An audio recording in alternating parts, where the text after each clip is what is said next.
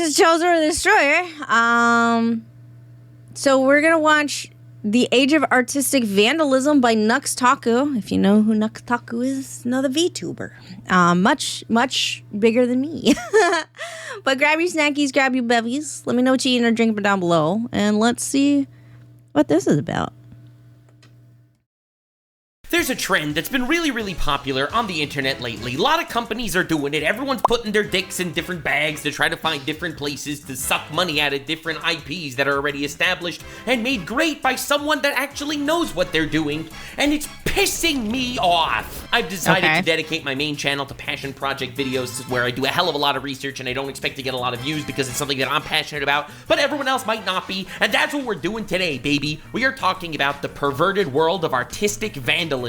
Art is something I am very passionate about, said everyone ever. But much like every single era of human history, the artist is always exploited by the businessman. The difference is, somehow in the past, the businessman still respected the art to some degree and wanted the art to be, well, art. We live in an era that has been so digitized with so many ADHD freak-out human creatures like me that will look at a headline, a title and thumbnail, and make up your mind about everything and give them their ad revenue just by clicking on it, even if you instantly click off. The incentive of keeping the artistic value dwindles, and the incentive of just coming up with ways to push the product just keeps growing with more and more. He speaks so quickly. My little southern ears are having a hard time. Tendrils and facets. Now, this isn't going to be a 9-minute knee slapper video of me just sitting down and taking you by the backside and whapping you with my belt saying, please don't. You dumb ass consuming. It's all your fault that they're doing this. And this isn't all gonna be a video of just me sitting here and complaining for 5 minutes straight. No, this is the hard-hitting, long-winded, hard evidence version of what the hell I'm talking about. Sorry uploads are slow on the main channel and I only post my 2 videos a day on Uxanor, which is more easy, lighthearted stuff. And if you don't like that, you may leave. But for those of you interested, we're going for the ride of a lifetime. We're talking about Avatar, Mulan, Velma, Dragon Maid, Lovely Complex, Berserk, Netflix's bastardization of Cleopatra, Sweet Baby Inc.'s blight on the gaming industry. We are going hard. I haven't even heard of some of these. We are going fast, and we are cutting the head off this Hydra. This isn't coming from the evil woke people are destroying the world. And this isn't coming from a perspective of relatively unpopular, slightly cringe adaptations. Hi, Solar. I'm Thank going you for a the step follow. further. Fuck I'm this shit, I'm out. Okay, bye. You out for being bad at your job. I am calling you out for being a malicious actor participating in artistic vandalism. The downfall of art. Art used to be respected. And to fully understand what I am trying to say, I'm going to give you an analogy based on a historical artistic war that took place in Florence, Italy, in the late 1400s and early 1500s. In the 1400s, the city of Florence in Italy was ruled over by the Medici family, an incredibly powerful political family that basically ran everything. Rich people that controlled everything, and all the little peons had to basically worship their toes. You know, kind of the way it works today with rich people. Eventually, there was a massive resistance in Florence and the people took power, and from the years 1501 to 1504, Michelangelo, you know, the artist sculptor guy that was based off the Ninja Turtle, that guy, he worked on the based off the Ninja Turtle? Statue of David, a legendary piece of art, a massive Yeah, sorry, I was eating a Swiss cake roll. marble statue, until to this day, one of the most I don't like the way his eyes look in that. Like, whoa, I never got really close to the eyes. Okay. iconic pieces of sculpting history. Also, the statue of David is like proportionally not the same. It's like huge. Like the statue of David is one, he's huge. So his proportions aren't consistent because of how you view him. So to make it look like his proportions are consistent, physically they are not.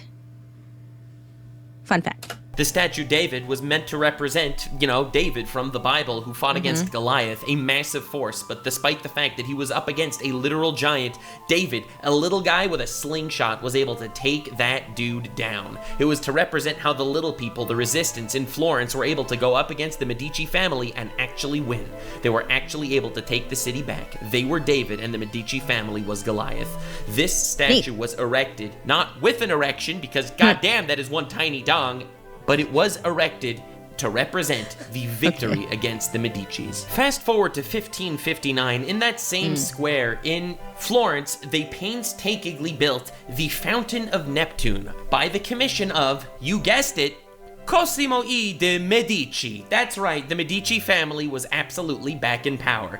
It took 60 years, but ladies and gentlemen, they are back full force, as rich people tend to do. They crawl back up the little gutters of the society that they make for themselves to control the herds and the masses. It's pretty based, honestly. If I could do it, maybe I would, who knows? But they came back, and in order to show you that, no, we are going by the old ways, they went to build a massive statue of Neptune, or Poseidon, to represent the fact that this is a different culture than David. They didn't take down the David statue that symbolized their downfall, but instead they represented a completely different culture with the statue of Neptune. But they did better. Neptune's son in Greek mythology, Perseus, is also in that same square. He is across the square, directly in the eye line of Neptune in his fountain. And Perseus is standing there with his hand outstretched, holding the head of Medusa, because in Greek mythology, Perseus decapitated Medusa, just like how in Percy Jackson, Percy decapitated Medusa. Oh my god! And there Perseus stands with his head face down, because obviously, even if you're looking at Medusa's decapitated head, it could still turn you into stone. He's looking face down, and he's holding Medusa's head out wide. Iconically, though, that Medusa's head is exactly in the eye line of Michelangelo's statue of David. This statue was built 60 years later to represent the Medici's return to power over the city, and there is Percy holding Medusa's head exactly in the eye line of the marble statue of David, because Medusa will turn you to stone if you look at it. This represents the seizure of power of the Medici family once again. This is a way to metaphorically cripple everything that the resistance meant by creating that statue of David. In the story in that square, the resistance lost. However, they did it with completely respecting the integrity and the work of art that is Michelangelo's statue of David. This is artistic warfare, but even these people that had political reasons to destroy their opponent's art had so much respect for the art of someone that they didn't necessarily agree with in any way, that were political rivals that probably killed each other through the ages.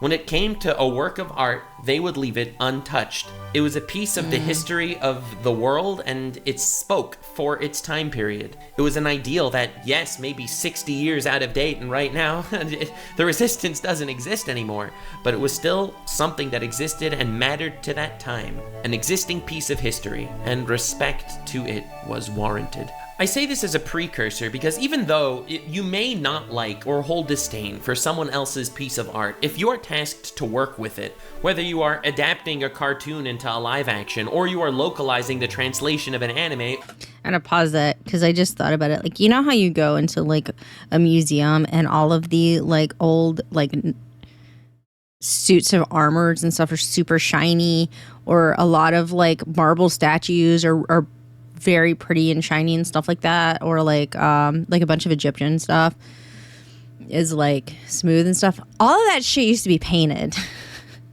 the armor used to have like coatings on them, so it wouldn't be shiny and like it wouldn't be shiny silver colored, metal colored, whatever. Like it would have stuff on it to keep it like from rusting in the weather and stuff. Like it was made to be worn and into battle. Like, so it wasn't shiny, but like some people came along hundreds of years later and are like, oh, let's just like polish it. Let's make it pretty. Right. And it's like, but that's not how it would have looked at all.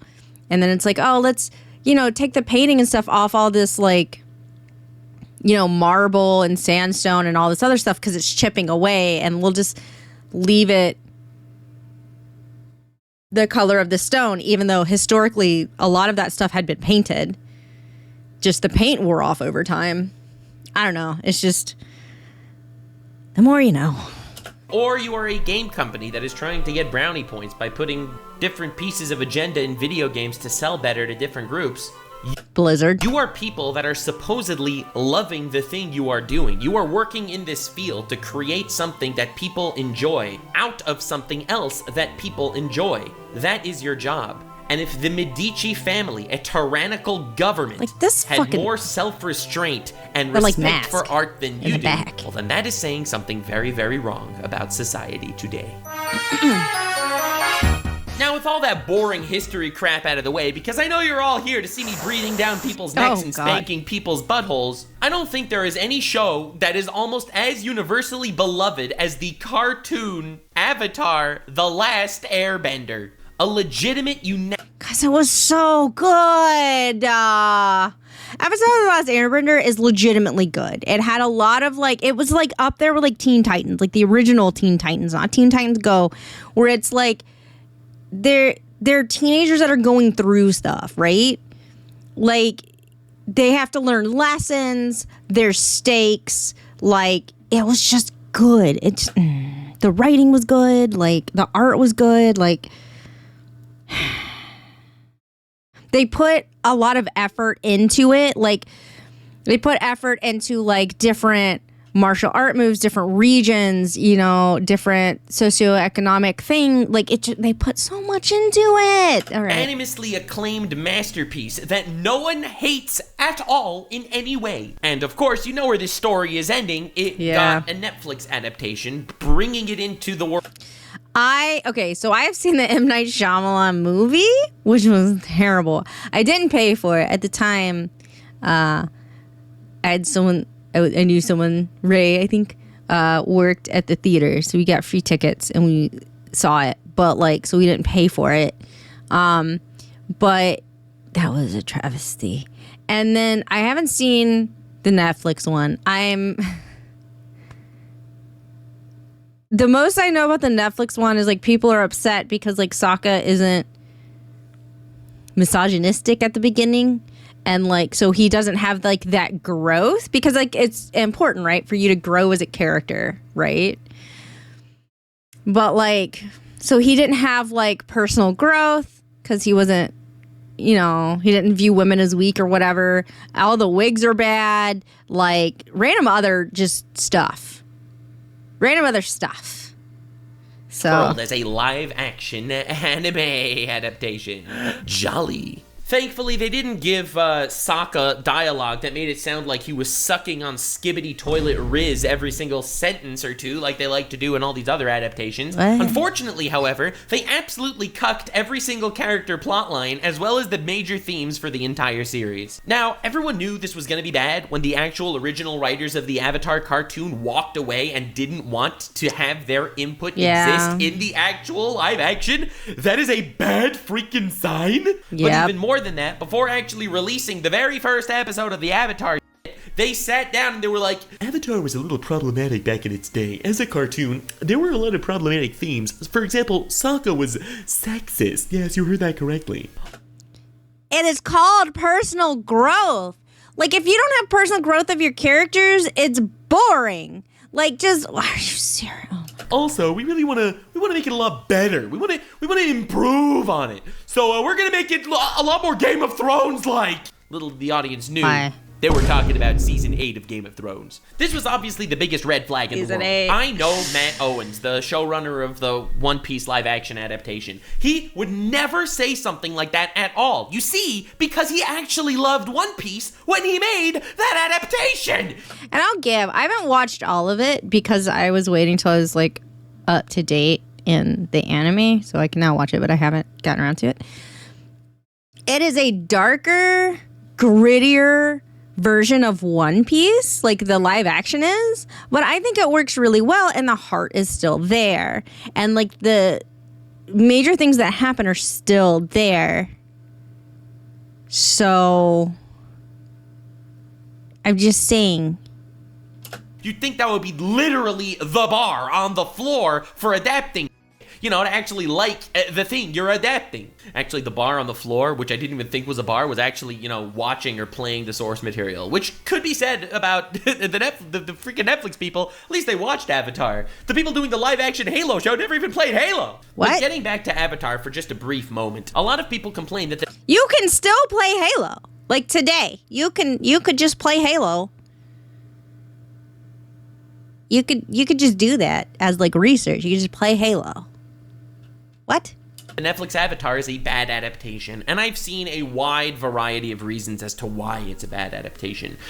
Some of the crowd likes to sit here and say that they're focusing on theatrics a lot more than they're actually focusing on plot, and while I do agree with that complaint, I think it's only the tip of the iceberg. They go in full detail to show badass fight scenes every single time you turn around, but unfortunately, the badass fight scenes have, like, no weight behind them. Whereas Uncle Iroh drinking hot leaf juice in Avatar, the cartoon, is incredible. As an example for this complaint, I think my favorite would be the fact that you got character moments flying out the window in order to make up for it with spectacle. Let me introduce you to a little man by the name of Zuko. Zuko, this dude, scar on his face, handsome fella, that's rough buddy sayer extraordinaire, is, in my opinion, probably one of the best written fictional characters in history. This man's... Why? Because he had character growth. He went through a lot, and he changed as a person. He changed his belief system. He changed his worldview. Like, a lot of things for him changed mentally, and he grew as a person. Good night, Dalton. So, like, yes, Zuko is written really well. Like, amazingly well. Character arc should be the blueprint for character arcs going forward. He is a legend among legends, and I would be hard-pressed to find anyone that has a better written character arc over the course of 3 seasons than my man Zuko. It is meticulously crafted how in Avatar Season 1 of the cartoon, he's fighting to impress his father. He is fighting for his honor. He must do things because it is what his duty demands of him. And the way he evolves into Season 2 of being someone uncertain, and into Season 3, someone that actually has to...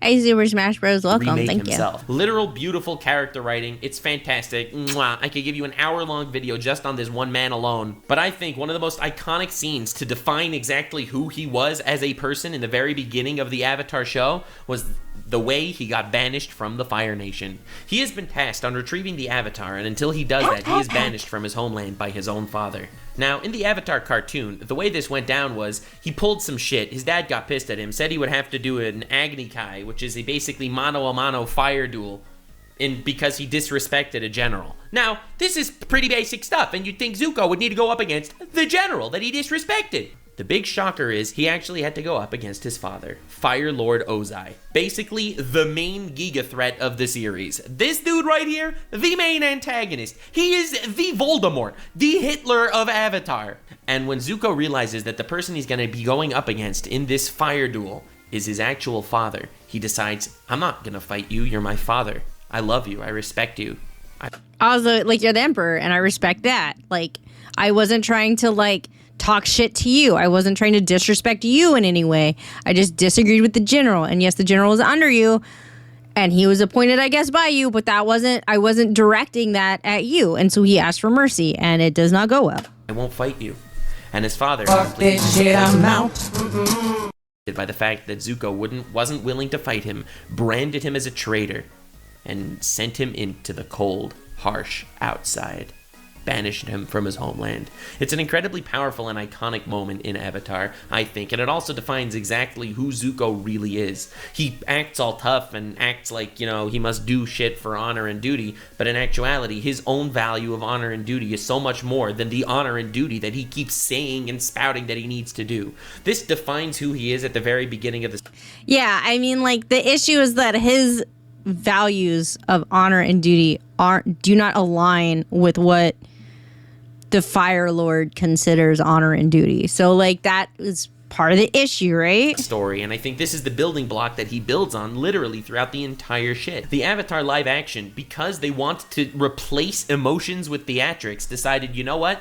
We're not going to do any of that garbage. We're going to have Zuko fight his dad. Not actually refuse to fight him. He refuses for like 2 seconds, and then he just fights him, literally cucking that part of the story. Okay, but if he fights him, why does he get banished? I thought he got banished because he wasn't willing to fight him, and it was humiliating because he was in an Agni Kai fire duel and he refused to fight. That's why he got banished. But if you actually did fight him and you got your theatrics, why did he get banished? The Netflix guys thought of that, and they decided, you know what? We're gonna cuck this show a little bit further. They ended up banishing him because he was gonna win the fight, and he ended up holding himself back? So you're telling me 13-year-old schnook Zuko was gonna win the fight against the Avatar Voldemort in the prologue? Avatar Voldemort. But no! They ended up kicking him out anyway. And they were like, Jesus you must go because he held himself back from killing his father or something cringe like that. Honestly, makes no sense. And you throw Zuko's entire character arc out the window for the sake of theatrics. So that's the theatric argument. And because if you look at a show and you go, this show has problematic themes, and they're some of the main themes of the fucking show, then don't adapt it. Don't do it. That's it. Just be like, oh, I don't like some of the themes in the show, or I don't like some of the things that the show did. Then that are the main things. Don't do it. Just don't do it. That's it. You don't like the show, then why are you trying to adapt the show into being something else? I just don't understand. Good. Other complaints of the show include spreading the woke agenda. And while normally I would be like, okay, dude, you're going crazy here. Come on. They're so right. They're literally so right. It was literally in their mantra, the fact that they wanted to remove petty sexism from the show. So in this segment of the Avatar segment of the video, this is a very long video, but I want to be thorough here because, again, passion project, diary shit, whatever. Today we're going to talk about how they absolutely bastardized my boy Sokka. So when they said that there was lots of sexism stuff in the original Avatar, they were obviously talking about Sokka, because this man the entire time was talking about how, I am a man, I am a warrior, who are you, you're just a little girl, you're not a warrior, I'm a man, I'm a Giga Chad, yeah, me, looks maxing, mewing to the max, I got skibbity toilet res. That's the second time I said that in this video. I'm a little worried about myself. But the point is, Sokka went from being in his Andrew Tate arc all the way from being an absolute respecter of women, like me, who respects women a lot. In fact, shout out to women. Shout out to women. Yeah, I said it. I'm not afraid to say it. Women.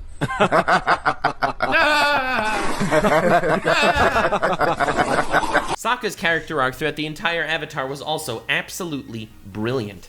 He went from a man that was confident in being a man. The man needs to be the warrior. And he ended up learning that supplies 90% of the overpowered cast are females. You got freaking Katara, the most overpowered waterbender in the story. You got freaking Toph, the most overpowered earthbender in the story. You got Azula, the most overpowered firebender in the story. Believe it or not, of every nation that wasn't literally genocided, the most powerful character in that group is the freaking famine. That was a mix between female and women. I was losing it a little bit there. And he goes through this realization that, yeah, duh, women can be warriors. And yeah, duh, warrior doesn't equal just being a Giga Chad on the battle. My favorite thing is Avatar Kyoshi being like, yeah, I killed him, I'd do it again. Like, I love that. He was the strategist. He was the guy that was manipulative in his tactics. He was someone that worked so hard to gain the trust of his colleagues to the point that Toph followed him into the air. A blind woman who could sense people through the ground followed him into the air and jumped off of a blimp. He is someone that was actually able to be the leader of his group. He was a warrior because he knew how to command people. He saved the freaking world, man. And that was without powers and without generic being powerful. I think that the original Avatar cartoon did the whole trope of powerful women so freaking well. It's just ironically tragic that Netflix felt like they somehow needed to outdo that. I feel like as far as shows that respect women go, Avatar was literally at the absolute peak, the zenith of that. And having a character like Sokka undermine women literally proved the point that women are awesome better. So by removing all the sexism out of the whole Sokka story, you're left with a shell of a man. You see, Sokka's character arc in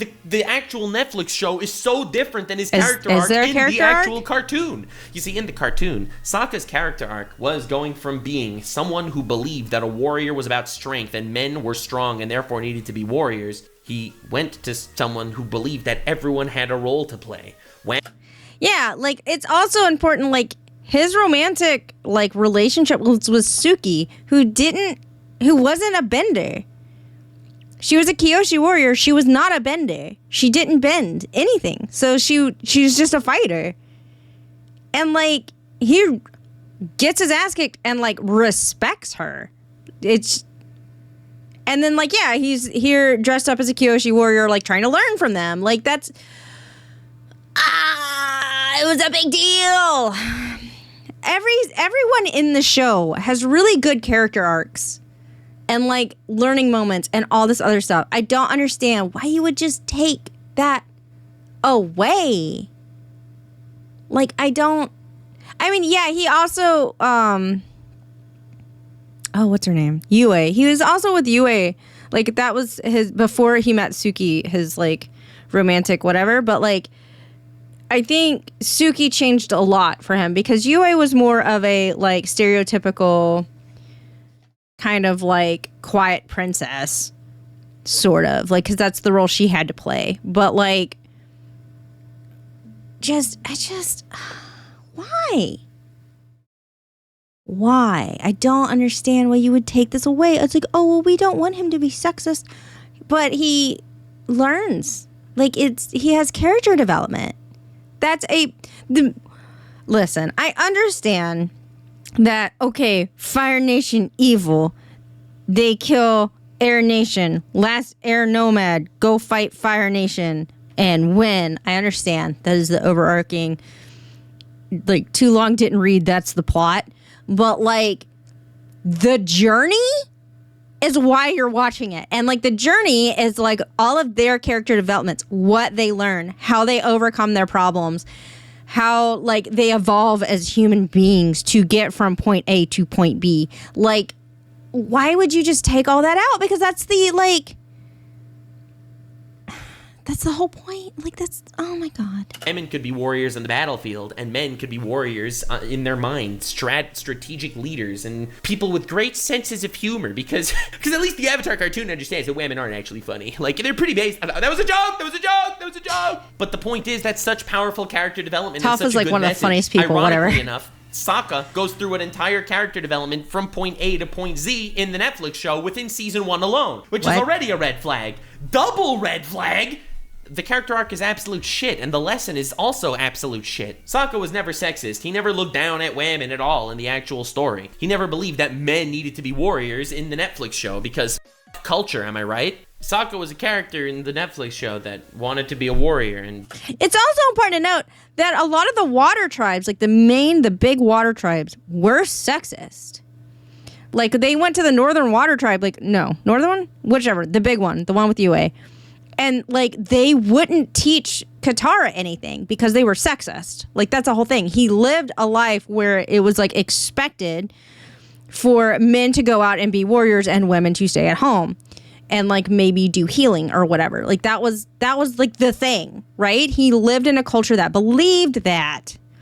And, like, yes, Katara had more, like, leeway because, like, they were part of the Southern Water Tribe, which got basically annihilated. And so they kind of needed everyone to do stuff. Like, they needed everyone to kind of, like, work and stuff because everyone got kind of annihilated. So they came together as a community. So, like, it's also, like, overcoming your cultural beliefs and becoming your own person with your own beliefs. Like, oh my God. Why would you take something that is beloved that you don't like and be like, I'm going to make all these changes to where I would like to watch it? It's beloved for a reason. Maybe don't touch it. If you don't like it, don't touch it. Believe the warrior was strength. And you know what? He was proven right. Warrior is all about being strong. So when he came up with all of these mechanical engineer things, well, that wasn't being a warrior because that's pussy shit. Sokka had compassion and love and all that stuff. And compassion and love and shit? Pfft, pussy shit. Sokka's character arc in the Netflix show was realizing that he wasn't cut out to be a warrior. Which is ironic because you'd think that that's literally the opposite of what his character arc was in Avatar the cartoon. But they did that. And in fact, to keep harping on this agenda-pushing business instead of actually worrying about rounding out your characters, the Katara arc is the absolute opposite. Katara was overpowered the whole fucking time. She was the main weapon of literally the whole freaking show, and she had zero emotions. It was almost like the fact that Katara from the cartoon, who was a completely caring, lovable, compassionate, and motherly figure, someone who loved and someone who trusted so much, she became a shell of her former self in the actual Netflix show. Instead of trusting Jet and being heartbroken when Jet ended up being a terrorist like in the cartoon, she semi-trusted Jet, and when Jet turned out to be a terrorist, she was like, I knew I shouldn't trust you, and her heart wasn't broken. Like, what are you doing? What, are women not allowed to have compassion anymore? Are women not allowed to be tricked or something? At the very end of the first season, I think it has been a while since I watched this show. I feel like Katara's learning thing is that she was like too trusting, or she was too optimistic. Maybe. I don't know. What was Katara's character arc? Because it's been a while and I don't actively remember it. Because it's not one of the ones that people focus on. Like, people do focus on like Zuko and Sokka more than they focus on Katara's arc. But like, it's like that, and like, hey, emotions aren't inherently bad, but like she had to get over a lot of stuff. Like, she had to get over a lot of grief, like work through a lot of like grief, a lot of betrayal, like that kind of stuff. The main ones were forgiveness. Yeah. So like, she had to like learn a lot of that. But like, just of making her just like an emotionless like doll or weapon.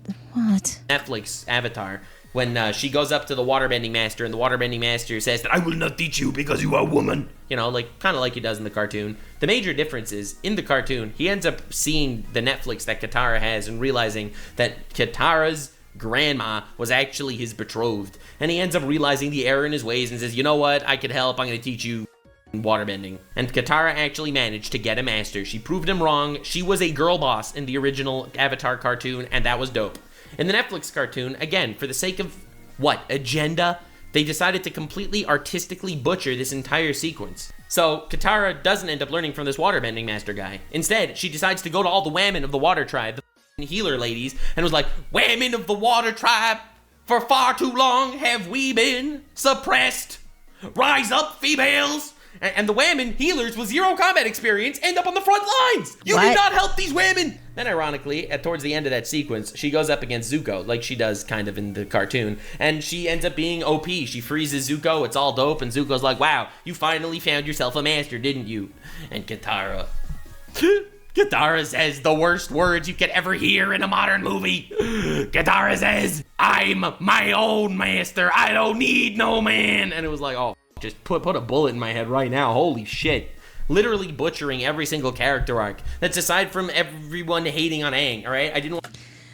A big theme of this show was like, or a big point in it, right, is like every nation was based off kind of a different country or different culture, I should say culture, different cultures or a combination of certain cultures, right? And like a big part of it was their martial arts styles, which you need a teacher to teach you martial arts styles. Like in general, yeah, you can kind of learn some stuff by yourself. You can make your own thing, but like there's a reason, right? Why there are like classes and stuff to teach you martial arts, because there are different styles that do different things and move in different ways and like focus on different parts of your body and different movements and all this other stuff. And I'm not saying that you can't just be like, I'm my own master. I learn how to do stuff. I'm not saying you can't do that, because someone had to learn something and make these styles. I'm not saying that. But like, that was a big thing. They did a lot of research in the cartoon. Like, why aren't you respecting any? Because they didn't want to like, okay, so this was a cartoon that had like a lot of heart put into it, and they didn't want to insult any specific culture, right? Like they didn't want to just like, hey, haha, look at them throwing fists. It's this style, ha ha ha.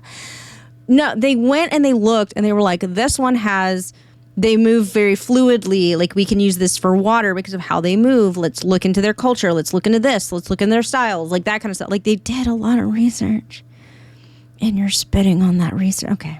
want to go down the Aang rabbit hole, because that was obvious. Aang in the cartoon was like this, literal child who like did things that took him off course and also had moments of realizations that were incredibly epic, whereas the Netflix Aang was just uber serious the entire time. Like, I could go down this rabbit hole for every single character of the Netflix show, but that's not really the point here. The point here was made very, very clear, talking about the entire main cast of the Avatar story. This is artistic. Okay, wait. Don't try to improve on a well-loved franchise if you get the chance to work on it. I don't necessarily agree. And the reason why I'm going to say I don't necessarily agree is because, as I said earlier, the One Piece live action, which I've seen some of it, and is generally liked. Like, it is generally liked because it still has like the heart of One Piece. But they did change it. They made it grittier. I fully believe that Studio Wit, when they remake One Piece, is going to make a grittier One Piece because the anime industry has changed vastly between now and 20 years ago. Like, things are vastly different. So I feel like, and even One Piece itself, like, it's a little bit more grittier than it was 20 years ago. So, like, I fully believe it's going to be, like, when Studio Wit comes out, it's going to be a grittier version of One Piece. Just like the live action was a grittier version of One Piece. And that also, people are more accepting of it, I think, because as a live action grittier version, I think. But, like, that doesn't mean, like, take the themes and spit on them. Like, that's not what that means. So you can, I'm not saying fix it. You can improve on it, or you can change things about it. Like, people, when you adapt stuff, most people, I feel like, are aware that some things are going to change, especially with anime, right? Or animation, because you can't do some things IRL in real life that you can do with animation. It's just not possible, right?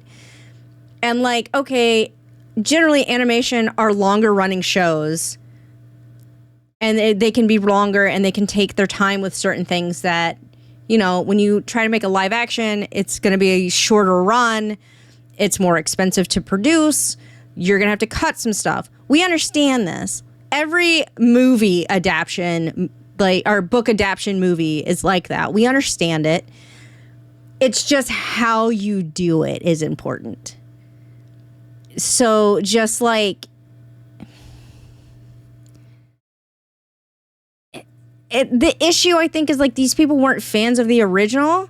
They don't understand why people were fans of the original. They don't understand the heart. They don't understand the work that put into it. The fact that all the people that originally worked on it were like, we're out, bye. Like, because they didn't respect the original content. So why the fuck were they making this? Like, that's kind of like the issue. I'm not saying you can't fix things, but I think if you're looking to fix it, then you're already in the wrong. It's like, I would like to improve upon this thing. Let's make it a little grittier.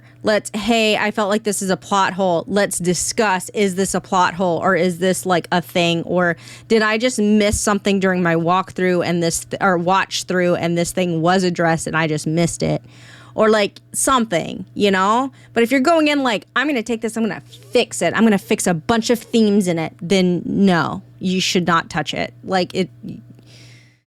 My God. Yeah, actually, so the Japanese Death Note movies, specifically the Japanese ones, I have not seen the American one that was on Netflix. It is important to note I have not seen it. I do not want to see it. But the Japanese ones I have seen. And like, I thought like they did take a lot of stuff out of it. I thought they worked really well. Like, is it a much shorter retelling that like scrapes a bunch of stuff from it? Yeah, but you kind of still understand what's going on, and it's not spitting on the work of the original creator, I don't think. J-Max, hello, welcome. Vandalism. Avatar the cartoon was an actual piece of art. It was beautiful. Every single character arc was written meticulously with reasons why they were written the way they were. If you just start poking and prodding, plucking out pieces of different characters in different moments, you're going to end up with a different show. And if you need to keep coming up with glue and hasty duct taping in order to keep the scenes alive and the pieces in order, you're going to end up with a completely different story. The Netflix Avatar is a shell of its former self. I understand they wanted to adapt it for an adult audience, so maybe following kids around would be stupid. So instead, we're just going to have these kids around, but they're all going to be mega mature the entire time. I understand that maybe in today's landscape, having a character like Sokka looking down at women wouldn't exactly make him a super lovable character. So let's just completely neuter his character traits and just make him realize, I'm not a warrior because I have a big heart. Maybe at the end of the day, having Katara's master end up just teaching her because he realized she was right would be cringe somehow, and it would be more based and inspiring for her to just realize all that shit herself. And the big kicker is, Aang never practiced any other bending throughout the entire first season. Do you know why the different Avatar seasons in the cartoon are called Book 1, Water, Book 2, Earth, and Book 3, Fire? Because Avatar, the master of all 4 elements, learns a different bending technique and bending style in each season. Each one is a different focus. But in Book 1, Water, of the Netflix show, believe it or not, Aang never waterbended. Again, this is not a long-winded, rant, pasty review about the... reason they went to the north was to get him like another water teacher, like bender teacher, right? Am I wrong? I don't think I'm wrong. Like Katara was teaching him some, but then they're like, oh, you need a better master or something. Am I wrong? Wasn't that why they went to the north? Am I misremembering this? Because I might be, like, legitimately. I've mentioned I have bad memory. But like, is that not what? What? Netflix Avatar adaptation. This is a small microcosm of the much greater disease that we are about to be discussing. I wanted to discuss it in this much detail with the different characters and stuff to explain to you why I really feel like it is artistic vandalism. It's taking characters that have personalities and tropes and character traits, and it's butchering them. It's butchering them for whatever reason that reason might be. Either it's for accessibility, or money. It's a different medium, or perhaps it's... Buddy, it's money. The answer is money. The answer is almost always money. It's even to push some sort of agenda. Ultimately, it is meaningless. It is. Let's make a lot of money by taking this beloved thing, but let's save a lot of money as much as we can while making it, I think. Ultimately, you are cutting the penis off the statue of David because it would be too vulgar for modern audiences. And that is a crime.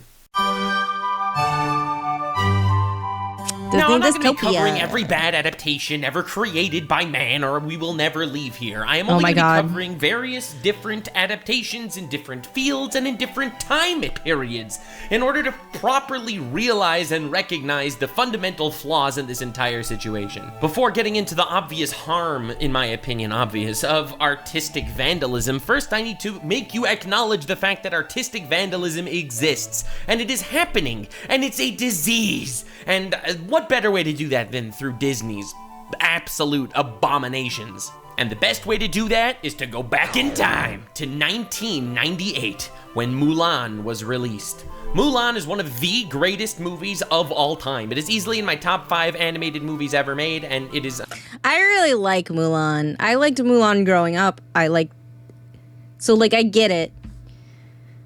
I never saw the live action. There's going to be a lot of like, hey, I thought this was bad, so I didn't watch it. And he's going to be talking about it. And I'm going to be like, yeah, so I was right. An honest-to-God classic. It's something everyone should watch and everyone would appreciate. It's something that can combine everyone's appreciation for a medium, whether you are a woke or an... Also, so Mulan was based on some Chinese poems or whatever. But they very much changed Mulan for the animated story, from my understanding, and that is why the live action is so different, because this is gonna get me some hate. China's a giant audience, specifically for Hollywood. Okay, so China itself has a large population, and it makes a lot of money box office wise. Okay, and China has a lot of censorship laws. And if you don't fall within their censorship laws, they ban your movie or they ban your whatever, right? And then you are losing out on so much money, all right? And so to appeal to the Chinese market, they decided to relook at the original poems that are pretty bare bones, to my understanding, of Mulan and change it closer to like these poems as opposed to what the original Disney animated movie that came out in 1998 when they weren't looking as hard at the Chinese market. So that is my understanding of the situation about that. So let's learn about what he's gonna say. Let's learn more about the situation, I guess. Anti-woke. I don't know what any of these words mean anymore, but I am using them, goddammit. Now, this isn't going to be a whole-ass Mulan review, just like I'm not going to do a whole-ass Little Mermaid review in a few minutes when I finish with this segment, but I really need to hammer home a couple of ideas that the original Mulan was definitely trying to get across, and exactly how Disney bastardized those ideas in the 2020 Mulan remake, the same way they did that with the freaking Little Mermaid or original to remake absolute massacre. But I'm not talking about bad adaptations. I hope you recognize that from the Avatar segment. This is not talking about someone who had a duty and messed up with that duty. While I do think that's grounds for going crazy, that is absolutely not the purpose of this video. I'm talking about the malicious vandalism of a piece of art, and I think that's much more important and pervasive for today's society. The first scene in the original Mulan was Mulan needed to feed chickens. She was told to feed chickens. She's an obedient girl. She respects and loves her father and family, and she therefore will feed the chickens. But she is an innovative little bastard. And what's she gonna do? Well, she's gonna tie a freaking bone to a dog to have the dog chase the bone and have a torn sack of flour at the back of the dog and chicken feed, and the dog will run around and all the chickens will end up getting fed with their innovative bullshit, and it'll annoy the dad, and the dad's gonna try to be praying there in his little temple, but goddamn, there's a freaking dog chasing a bone with the chicken feed everywhere. Now there's chickens everywhere. It's a catastrophe. Now, this does such a good job at establishing what Mulan's character is as a little girl. She is obedient and respectful. You know, she's doing her chores, feeding the chickens. All right, that's pretty good. She is innovative as shit, right? She came up with this whole dog shenanigan thing, which was pretty hilarious. She does not fall within the cultural norms of women in China. Like, that is what it's trying to show you, is that she does not fall into what would be normal, quote unquote. She doesn't fit in. That is a lot of the themes, is that she doesn't fit in. She's not normal. But, yeah. In a way to save time and effort and come up with this really cool way to do things. And she's not overly that careful when it comes to cultural relevance and stuff. Like, for example, she disrespected the dad's prayer ceremony thing, whatever. She hammers down these three... I mean, it is an innovation, because she does do things that are innovative. I'm not saying that's not. It is showing her that as well, but... themes literally throughout the entirety of the story. At some point, there is this massive uprising. The Huns are coming. They're gonna wipe out China. China's in jeopardy. And because of this, there is a mandatory draft where every household in all of China has to send one man, one dude, bro, one guy from each household to fight in this massive war. It's a mandatory draft in order to hopefully keep China alive, and so China isn't absolutely ransacked, pillaged, and destroyed by the Huns, where they would destroy the culture and they would kill the emperor. All in all, pretty bad shit, and they have to go ahead and do that stuff. So, because she loves her family and father so much, she makes the sacrifice. She doesn't know how to fight. She's not a dude, but she will still go ahead because her father is sick, and because of this asinine rule that one able-bodied man from every household doesn't even need to be able-bodied, the sick dad would have to go stand up and fight in an army in a war that he will absolutely, positively die in. He will not contribute, he will just die, because that is what the culture demands. So she will sacrifice herself, knowing that she can't fight, but for the honor of her household and for the sake of her father, she'll take his sword and armor, and she will stand in his place on the battlefield. This shows such a powerful character, someone who's not an inherently badass, epic, god-tier fighter, but someone who's still willing to do everything for the sake of her father. Now, you see the innovation in her strategies throughout the entire show. And the entire movie is not about the fact that, well, she is a woman and therefore she is awesome and she can defeat the Huns in one-on-one combat. That's really not what the story's about, actually, at all, believe it or not. She doesn't win a single fight that way at all. In fact, in the very beginning of the training regimen, the chief commander general guy gives them 2 weights and tells them to climb a pillar, and every single person fails to climb the freaking pillar. They all fail, one after the other after the other. But Mulan does not give up. She tries again and again, and she innovates. She uses the weights as some sort of wedge and uses it as a pulley system to give herself a frictional advantage and use the weights to climb to the top of the pillar, using the actual challenge part of the training to her advantage to get there. Incredibly mind-boggling genius stuff. Later, when they fight the Huns, instead of using their one pathetic, puny little missile thing to shoot at the Huns, which realistically would do absolutely nothing, she decides to steal it and at best would kill the main guy. At best. Yeah. Have the tenacity to shoot it at a mountain, causing an avalanche and wiping out the Hun forces. When the Emperor gets captured at the end of the movie by the Huns, instead of trying to get some sort of battering ram and blast the door down, she comes up with this other goofy, gimmicky strategy where she dresses up all the dudes as women instead of the women as dudes. Big twist. And they all woo the guards, and the guards are like, oh shit, they're such sexy women. And of course, they were not women at all, and they get absolutely obliterated. Listen, I'm not saying that this would work in modern day combat, but I'm also not saying it wouldn't work in modern day combat, god damn it. The point of the show is she is willing to throw away the cringe part. Yeah, it's not like, hey, it's brain over bronze. It's not like, hey, we're strong men and we punch things. It's, hey, think of a strategy and use it. Like, think outside the box and use it. Yes, it's innovation. I understand. It is innovation. Parts of her day-to-day society. The idea that, well, sick man has to fight in the war. The idea that, well, she's a woman, therefore she's useless. And a lot of these concepts that, honestly, you saw she did contribute a hell of a lot, and she was able to throw away the parts of society that she didn't like, and she wasn't willing to be crushed down into some box where she was forced to become the person that she wasn't, going on dates from that matchmaker lady in the very beginning. And it's through her innovation, and through her novelty, and through her tenacity that she was able to make it through every situation unscathed. Well, maybe not super unscathed, but she made it through. The Emperor looks at her and says, China's destroyed. You lied to everyone. You are in fact a woman. And you saved my life in China. And that is such a beautiful encapsulation of exactly what the story is. Throwing off the weight and what society expects you to be, and be yourself. You're right, she's not as physically strong as all the freaking soldiers out there. And you know what? That doesn't matter. But because of her innovation, she is able to not just make a mark, but save her country. Beautiful story. Literally the most progressive piece of media probably ever made in 1998, when it wasn't trying to shove shit down your throats. Enter modern day Mulan. Disney came back to shit out Mulan 2020, and from the very first scene of... It is important to note why Disney is doing all these live action remakes. Part of it is to renew their copyright. That is part of the reason why that is happening.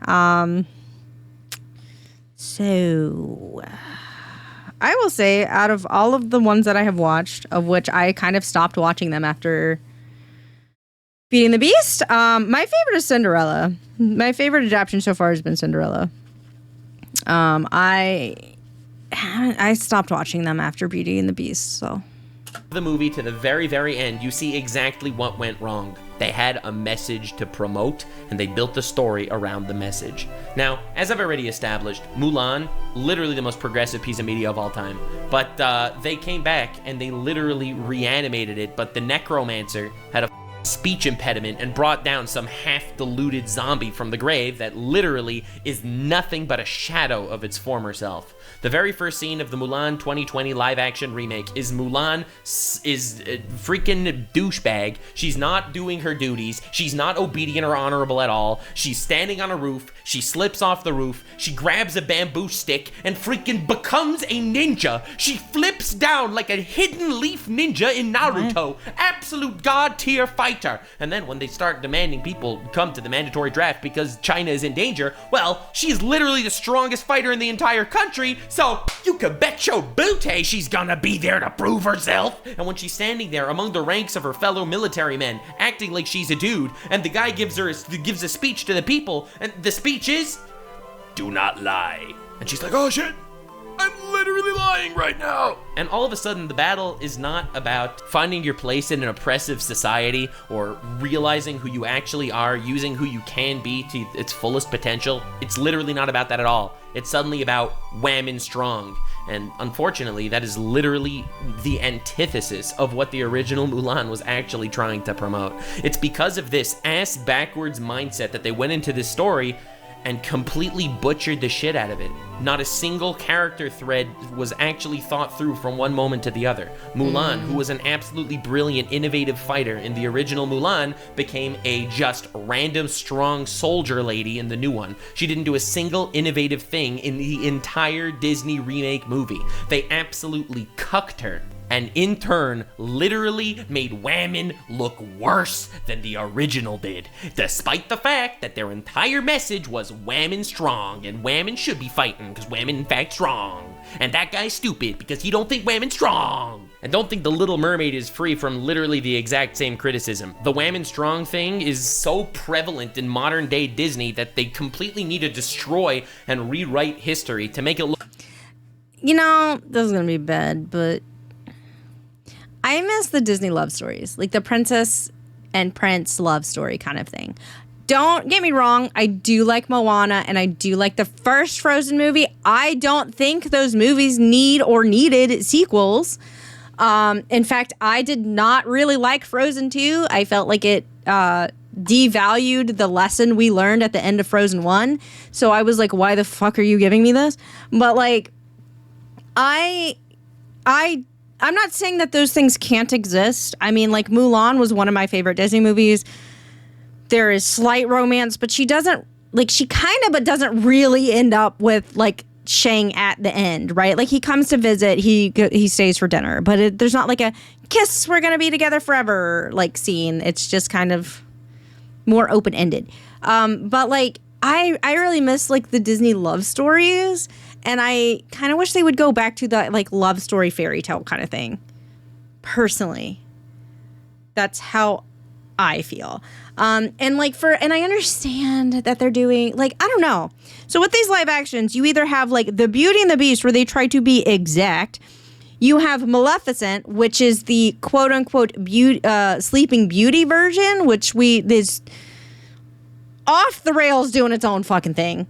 And then you have, like, shit like Mulan, which is also, like, let's go back to the source material that is very vague and very bare bones, and there's not really a lot there, apparently, I think. I mean, again, I haven't read them, so... But, like... And let's create the story. Oh, let's now completely change the story and kind of involve different things, but call it the same thing. And it's just, like... Listen, like, I don't know, because, like, again, my favorite one is Cinderella, but there's a lot of Cinderella adaptions out there that are vastly varied. And, I mean, they have some of the same themes, like, there's a fairy godmother, there's the glass slipper, there's midnight, there's, you know, her dad died and she was left with her stepmother and stepsisters and she's treated like a servant. That's the Cinderella, like, those are the themes that you have to have. But then, like, other things are different within that, sort of. Even though it's, like, the same movie over and over again, they are all different and they're all enjoyable to me, or most of them. Why is this so hard to make an adaptation of something you already have and make it a little bit standalone different? I don't know. Because, like, there could be the same amount of Beauty and the Beast stories as there are Cinderella adaptions, but instead for Beauty and the Beast, they're like, let's make an almost one-to-one remake, but then throw in a few extra scenes or a few extra little tidbits. And it's like, or you can make it a unique story? And, like, like, not unique story, but, like, it doesn't have to be one remake of your original cartoon, because you can do shit in cartoons that you cannot do in real life, and that is okay. Like, I don't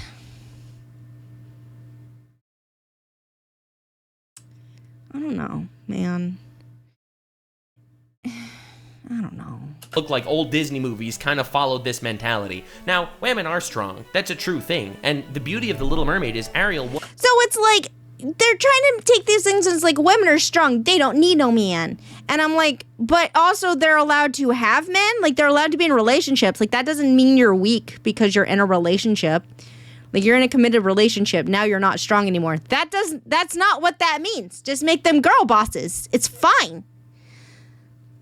Or just show loving, healthy relationships. It doesn't have to be one or the other. I don't understand.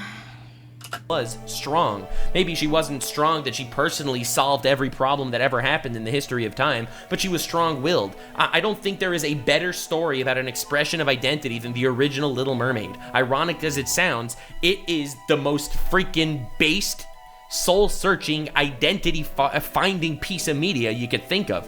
Wham! Mermaid Lady is born as a fish person, however identifies as a land person, and manages to fulfill her dream. Like, holy crap, Lois, this is literally freaking amazing! It's almost like when you're not trying to shove an identity down someone's throats and you're just trying to create a brilliant piece of art, suddenly it ends up becoming a progressive... I'm gonna assume he's gonna get to Star Wars. I got a lot of feelings about the new Star Wars trilogy that they're not positive. Piece of media that actually inspires millions of people across the world, instead of Disney remake of Little Mermaid, where, shocker, that doesn't come across at all. Let me give you a couple of story beats for original Little Mermaid and why this is so powerful when it comes to a quest to find your identity. Ariel's mom was killed by humans, and therefore Ariel's dad, super anti-human, mega anti-human racist guy, because, bro, they killed his wife. They literally killed his wife. He was a very mad dude. So anytime he would even hear the topic of humans, he was like, nuh-uh, sir, don't want any of that. Ariel, of course, was very intrigued by humanity and wanted to try to live on the surface and all that, and she ended up rebelling against her father and finding a path for herself, etc., etc. At some point, Prince Guy of the humans was dying and it was rough, and she saved his life. Epic whammon moment. She saved his life. She's so based and red-pilled, and she's goddamn the most progressive whammon alive. Anyway, come toward the end of the movie, Ursula gets incredibly powerful. She's freaking big. She becomes Cthulhu of the Disneyverse. Yep. And you know what happens? The dude, the prince guy, that she saved his life. He risks his life. He gets on his ship and he impales Ursula with his ship. Yep. Saving the entire underwater community and all of Atlantis. All of a sudden, Ariel's dad, Triton, he's like, wait a second, humans aren't all bad. That guy is a good human. Just like we have good fish people and bad fish people, like me and Ursula, we all...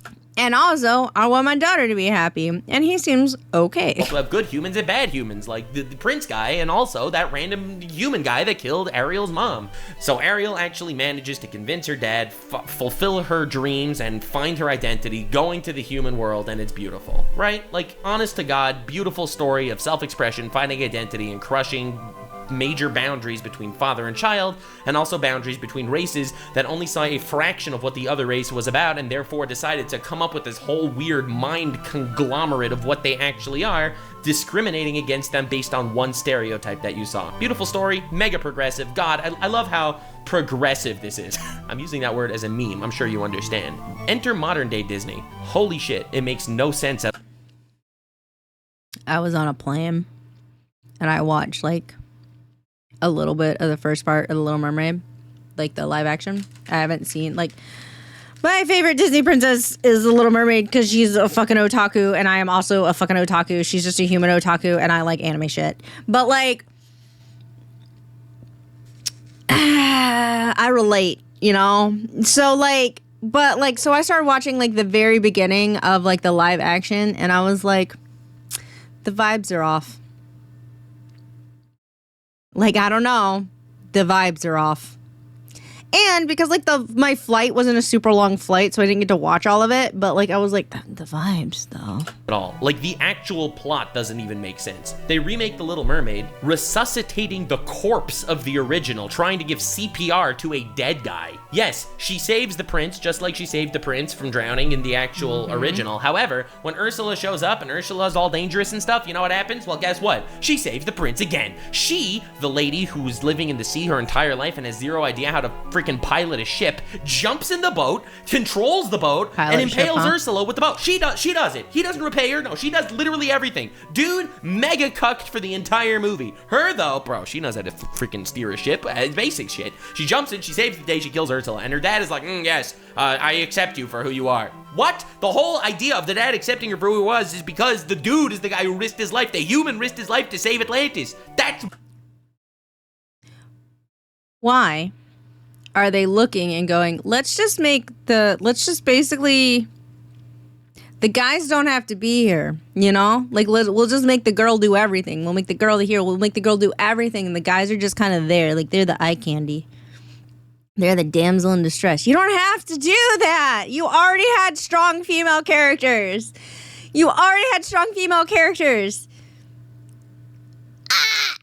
Why that happened.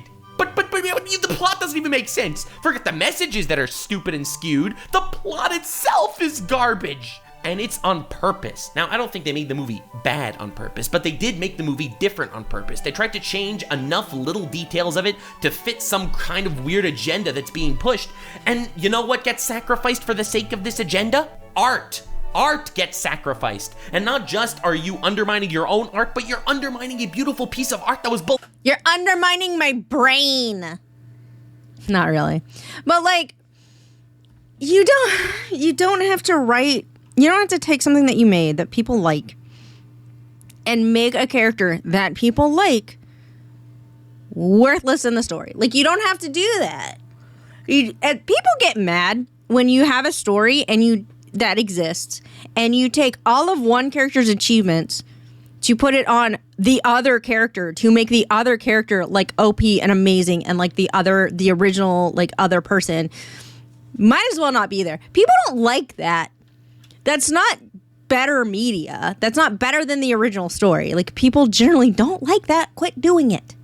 Loved by millions for decades. But anyway, I've delved deep enough down the adaptation rabbit hole, and I think Bumble, you properly welcome. understand exactly what I'm saying here. I think I made myself incredibly clear with these examples of Avatar and Disney stuff and all that. And let's stop talking about adaptations for a second. Let's talk about taking an existing IP and absolutely putting it through a blender. There it is. The thunderous farts. Now, it would be remiss... Okay. I've said this before in some of my previous streams.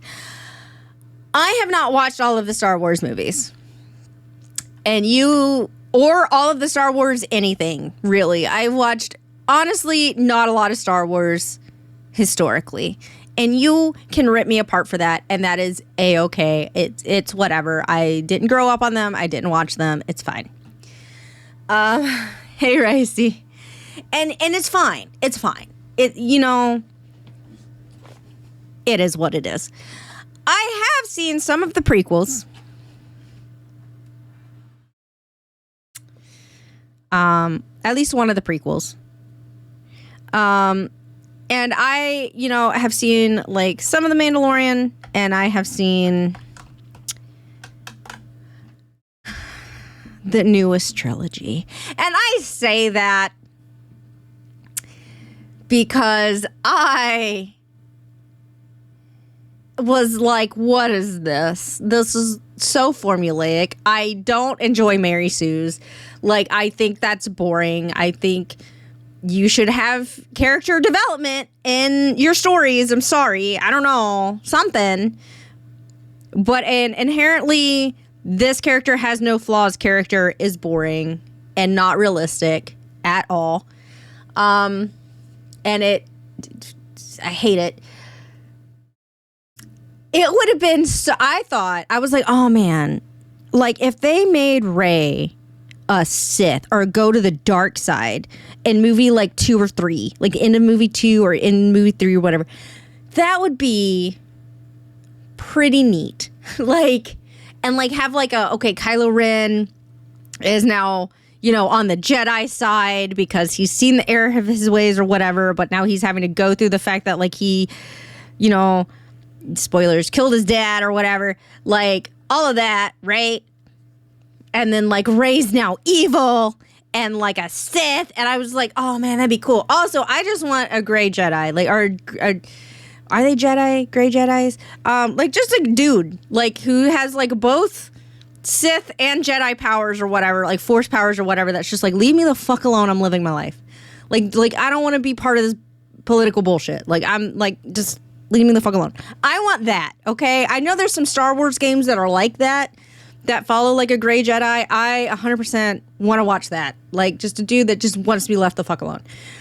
But yeah. And then the whole thing of like make Finn a Jedi. There's like a bunch of stuff. There is so much stuff that they could have done, that they could have just done, okay? That would have made it way better. And instead, we got mediocrity at its best. Like, at best, it was mediocre. And I was like, are you serious? Like, at best. At best. Like, ugh. Bruh. What is this? What is this? Why? Of me to talk about Disney bastardizing and destroying beloved IPs and franchises without mentioning the actual GOAT that was massacred by Disney. I could not make a video like this without talking about what Disney did to Star Wars. Star Wars needs no introduction as one of the most beloved IPs of all time. Your parents' generation loved Star Wars and your generation loved Star Wars, but your kids' generation probably won't even watch it. Today I'm not talking about all the Acolyte stuff and the drama and the diss tracks that the stars of the Acolyte released, talking about why if you hate modern Star Wars, you probably just hate women and gay people. That's really not...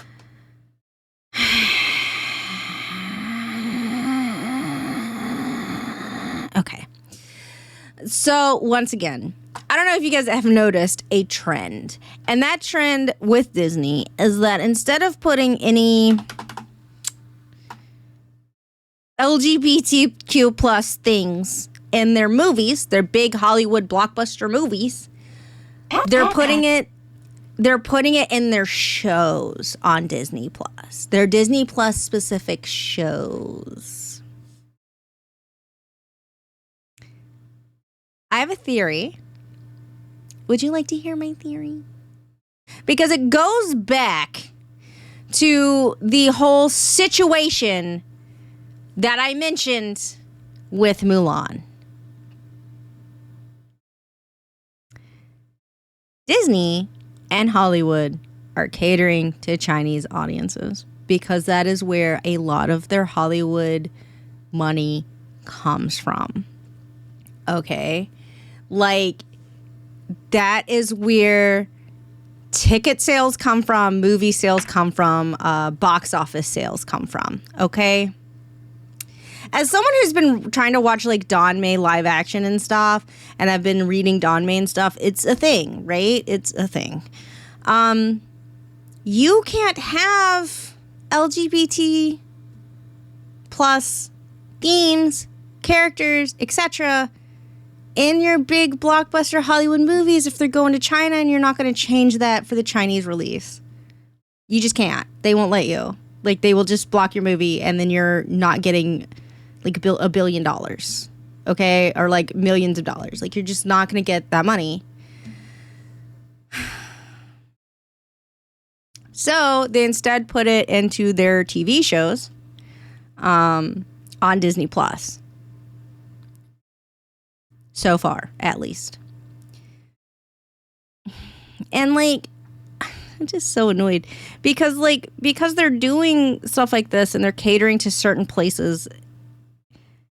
I feel like they're choking artistic creativity in Hollywood. And I could be wrong. I mean, I'm not involved in Hollywood, obviously. So like, you could argue with me about it and that's totally fine. This is just my opinion. But I feel like because all these corporations are catering to very specific people and specific places, etc., the artistry is dying in Hollywood. So, and I hate that. I'm going to be honest. I hate that. I feel like people aren't taking a lot of chances. They aren't like trying to step out of a box. You're getting a lot of stuff that's really formulaic. And then they're like, oh, here you go. Here's some like throwaway stuff we stan. And like this little show we put on our streaming platform only. Here's your crumbles. Here's your little crumbles. Like, please. Just, it annoys me. And then then there's situations where people are like, I don't like this. It is at best pandering. It is like not good written or written well, whatever, or this. And then people are like, well, you just don't like women, or you just don't like LGBT. Like, listen, there's shit. Listen, I just watched, like, not recently, I watched Dead Boys Society. No, I'm sorry, Dead Boy Detectives, which is on Netflix. It's in the Sandman universe. I really enjoyed it. I thought it was pretty well written. So, like, you can do it. You can have well-written stuff. Okay? You can have it. I really like The Mandalorian. Like, the first season, at least, which is what I watched. I was like, oh, man, it's a Western. It's a space Western, which is what we, to my knowledge, liked about Star Wars, is that they're kind of space Westerns, kind of. And I was like, this is definitely a space Western. And I liked it. It's fun. So, like, what? Like, you can't criticize them because then they get mad, but they're just making the same formulaic kind of thing over and over and over again. They're trying to pander to certain people, and it's just exhausting, and the art is gone. Like, am I wrong? Yeah, people liked Arcane. That was kind of a semi-adaptation. Like, I don't know if it was necessarily an adaptation or like what, but it was based off League of Legends characters. And people liked it. It had women's leads. It had strong female leads. And they were gay for one another. They were lesbians. Good for them. But, like,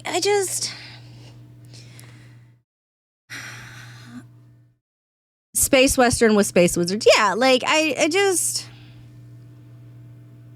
tired and I'm annoyed. Anyway. What we're talking about today, we're not talking about the awful business practices of Disney where they would extort certain companies into showing their films instead of Tarantino films in order to one-up the competition because Disney has insane extortion money. Staying within the realm of the video's topic, we are talking today about plain and simple artistic vandalism. And while I could be making a full hour to 2 hour long video on the downfall of Star Wars, which might be on the back burner right now for a separate day, staying within the topic, Disney bastardized Star Wars more than your average Game of Thrones character bastardized their children by sleeping with their sister. The original Star Wars trilogy. Jesus. Awesome. Jesus Christ. Sorry. That just, what he said just connected in my brain. Like, that sentence just snapped together in my brain. Holy hell.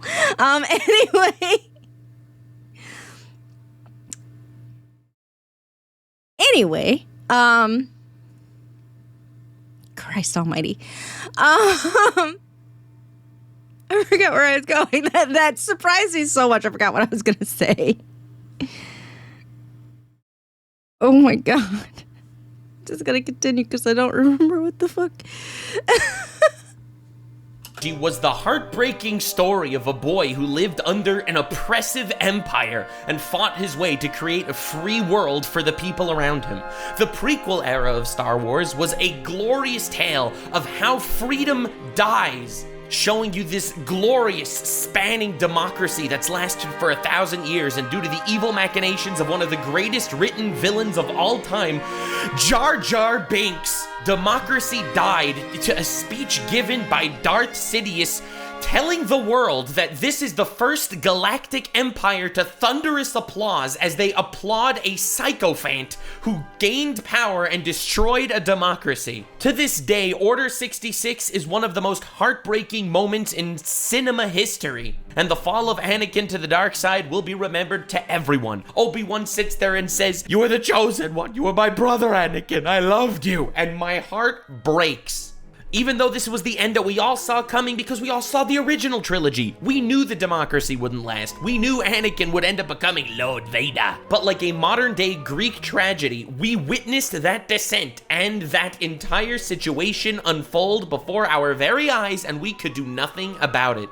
The Clone Wars TV show was a brilliant way to evolve the entire story and get you to that point where you recognize the tragedy of Order 66, not just from the perspective of the Jedi that are killed, but also from the clones who have their very freedom stripped from them, which ultimately is the overarching theme of the actual Star Wars trilogy and the Star Wars prequel trilogy. How freedom dies, and it's to thunderous applause. iconic characters, amazing fight scenes, everything that a modern blockbuster hit needs to be. And then Disney realized they could get their grubby little Mickey Mouse hand I don't on like it, that thing. and they could put their Pepe. dick in the entire mouth, the gaping hole of the Death Star. Now, as you probably know if you're watching this video, because my channel is pretty shadow banned these days, and you're probably only watching this because you came here from my second channel, I've been doing lore dives into a lot of different facets of the internet recently. I've specifically focused on Star Wars and Warhammer and like a lot of other gritty sci-fi type shiz.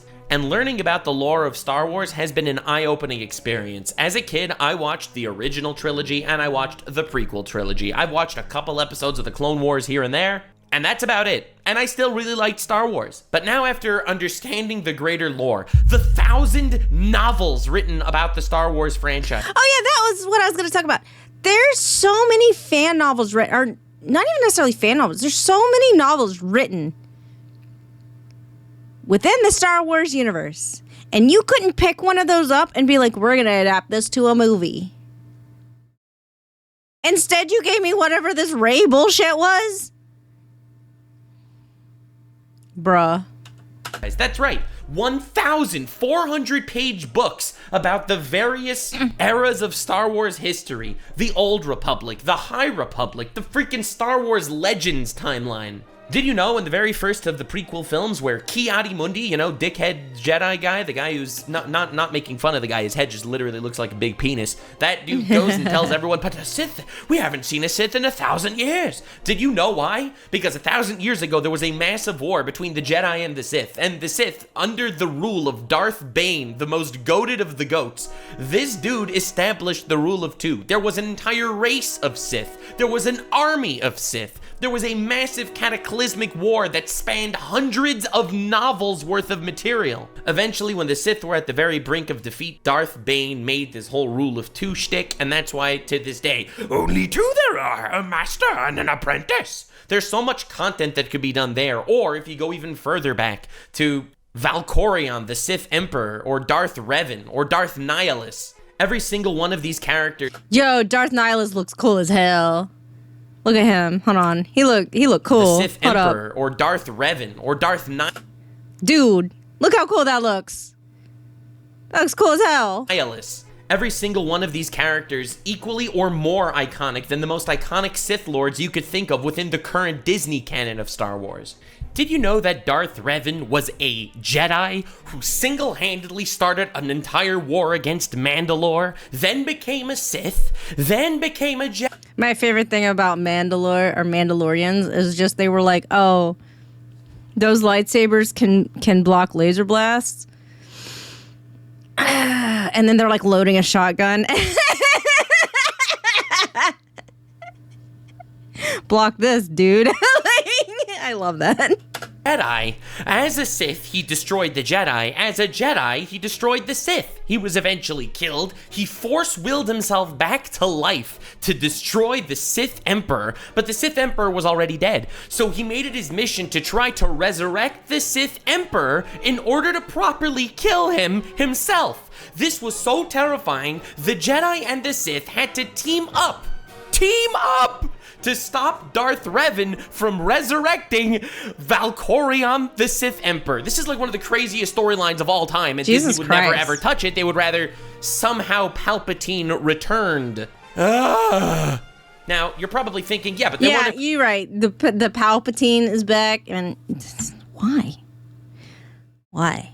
You have so much lore you could be pulling from, and this is what you give me. You know, Like, I get it to a point. Like, they were like, you know, let's take these beloved characters that are very much beloved that we have been using for over 20 years. Like these people that got popular from being in Star Wars, this cult classic. Let's continue using them. Let's continue using their characters. That'll put butts in seats. All right. You're right. It will. You know what else will just put butts in seats? The title Star Wars. You don't need original characters. Like from the original trilogy. You don't need them.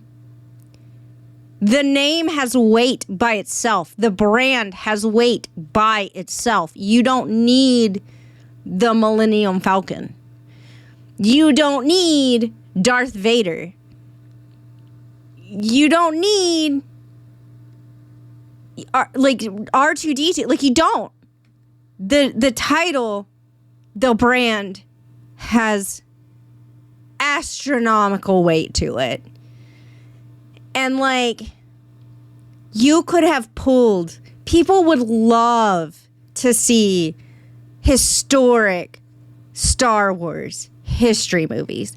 Like, let's see why we got this far. Let's see, you don't have to make sequels. You could make, like, this is like the history of Star Wars. This, like, you could make that. People would watch it. People will buy the ticket and go and see it. It will put butts in seats. Like, yeah, a good story also will put butts in seats. But I understand, like, if you're looking at opening weekend, like, people will go to a fucking Star Wars movie. Now, after the latest trilogy, like the Rey trilogy, I don't remember what it's called. I just keep calling it the Rey trilogy, but now, will they come and put butts in seats? Maybe not. You kind of fucked it up. You kind of fucked it up so bad. Like, how do you keep fucking up Star Wars so bad? I don't understand. Between, like, the newest trilogy, your fucking bullshit Star Wars hotel, $6,000 bullshit, you don't even get to make a fucking lightsaber for $6,000. You're out of your goddamn mind. Like, I just, why? Just why? Like, make prequels. Talk about, like, the rise of the Sith Emperor, all that shit. Like, whatever. That seems cool as hell. I would watch it. Why not? Fucking take Abby on a date. Abby, let's go watch Star Wars. Let's go find out about these people. I'm not gonna know what the fuck is going on, but you're gonna have a great time. Let's go. I watch sports and don't know what the fuck is going on. What do I care? Like, oh my God. Do something with the established characters like Luke Skywalker and all those other lovely characters that they completely bastardized in their sequel trilogy that didn't exist as far as I care. Well, ironically, in the Legends timeline, there actually is an entire sequel era to the actual trilogy of Star Wars 2. Luke Skywalker and his children and different enemies and foes that they had to fight throughout the years. Introducing Lovecraftian entities into the Star Wars universe like Abeloth. Creep. And believe it or not, in the Legends timeline of Star Wars, they actually did not absolutely cuck Luke Skywalker. He was still an absolute badass character. You know, the hero of so many people's childhoods, the hero of so many people's time. That's another thing. Why is there a thing when a sequel gets made from something that is fucking beloved, where there is a main character or an important character that people just fucking love and relate to and are like, this is the hero of my childhood.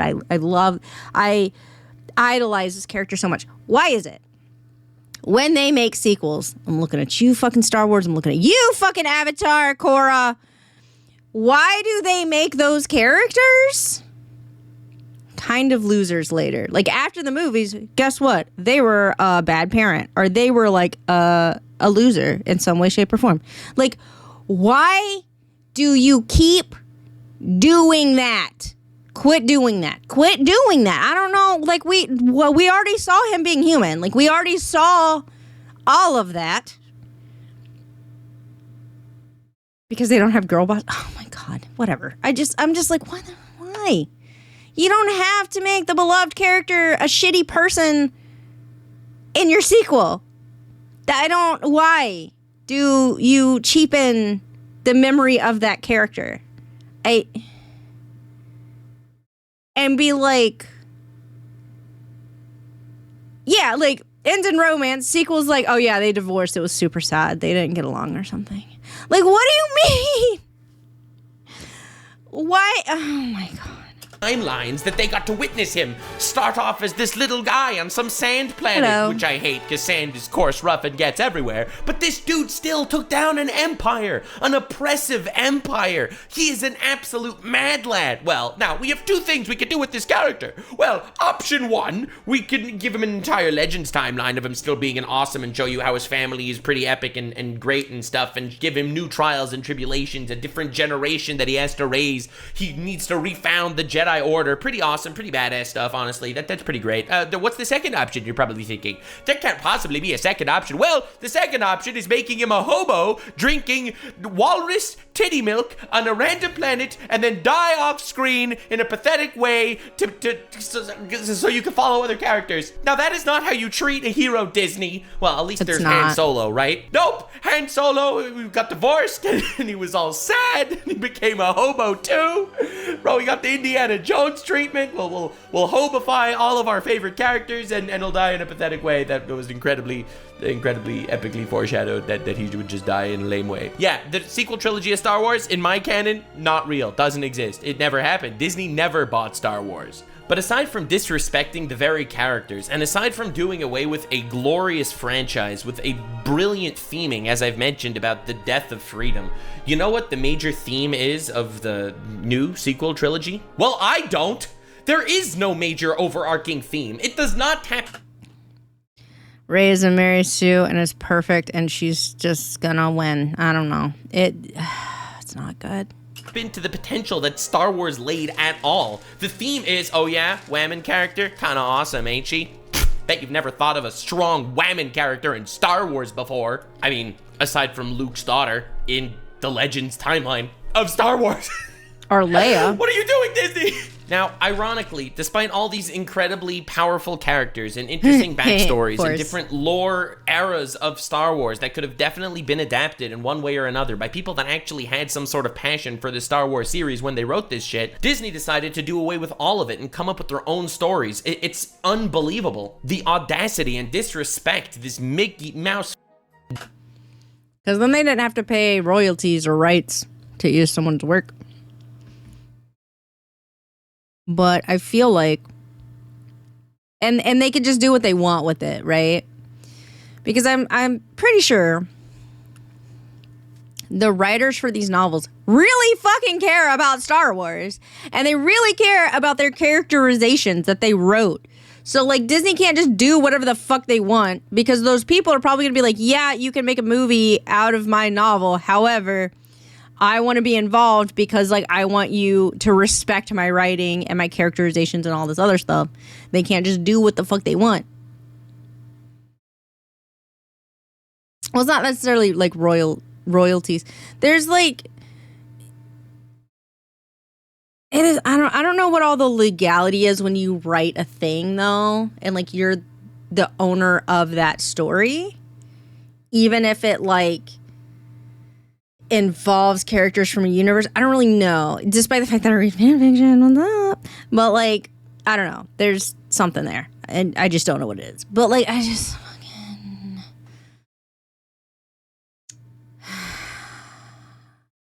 It was bad movies. These trilogies were bad.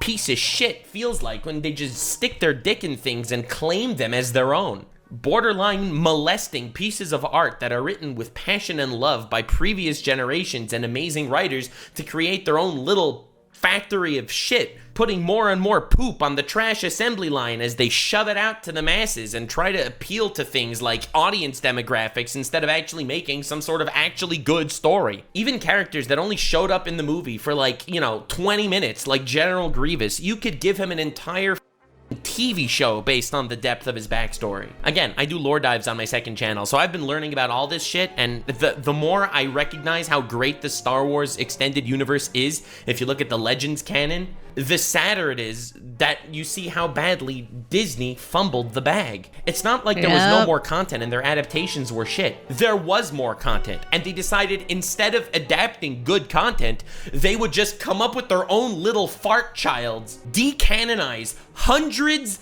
of hours of work and 1,000... I do remember the, everyone being upset because Disney came out and, like, decanonized a lot of the novels and stuff.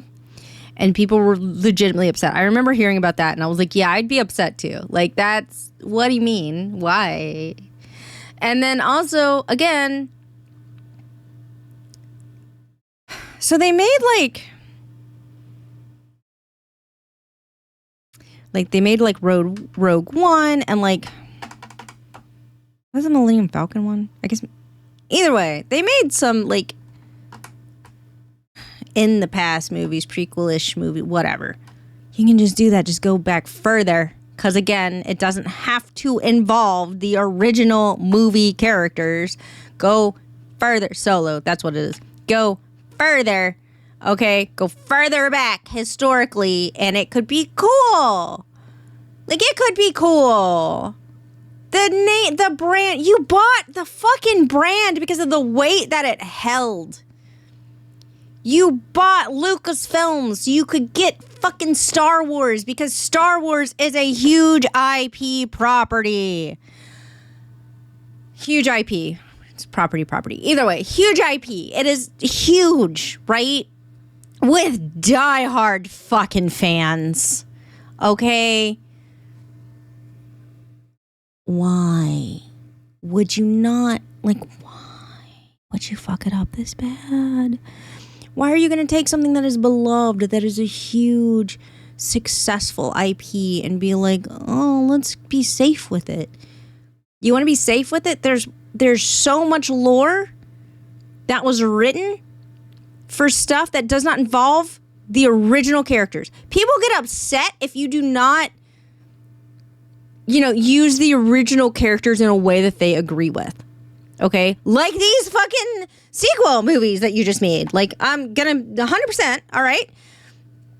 Instead of running that risk where you use the original characters from the original trilogy and you fuck it up and then people get mad at you, go further in the past from before those original characters existed and explain the history of how we got to the original trilogy. That is the safer fucking bet, I'm gonna be honest with you. Like, and you're just like, oh, well, people only really care about the original. No, they don't. 100% they fucking don't. They care about Star Wars. They care about the world of Star Wars, the universe that is Star Wars, the reality that is Star Wars.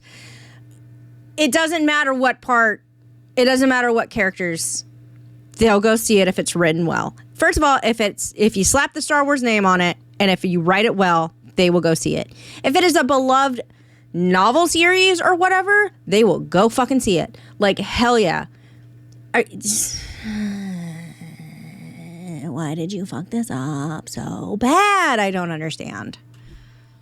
In novels of content, just decanonized like Thanos snapped them out of existence, purely for the sake of creating a new canon where everything is shit now. This is like the Rick and Morty butt universe where they open a portal and they end up in a universe, but it's all butts everywhere. This is what Disney did to Star Wars. Now, to add insult to injury, aside from making just absolutely shit properties and terrible shows, instead of respecting, the actual artists that made Star Wars what it is, because for f***'s sake, Disney didn't, Disney is also disrupting and disrespecting the little fragment of Star Wars canon that they kept as canon. The irony is, Disney came out here with the big red marker and crossed off 99% of the Star Wars canon, leaving only the movies as basically the canon and the Clone Wars TV show. And then they disrespect their own canon.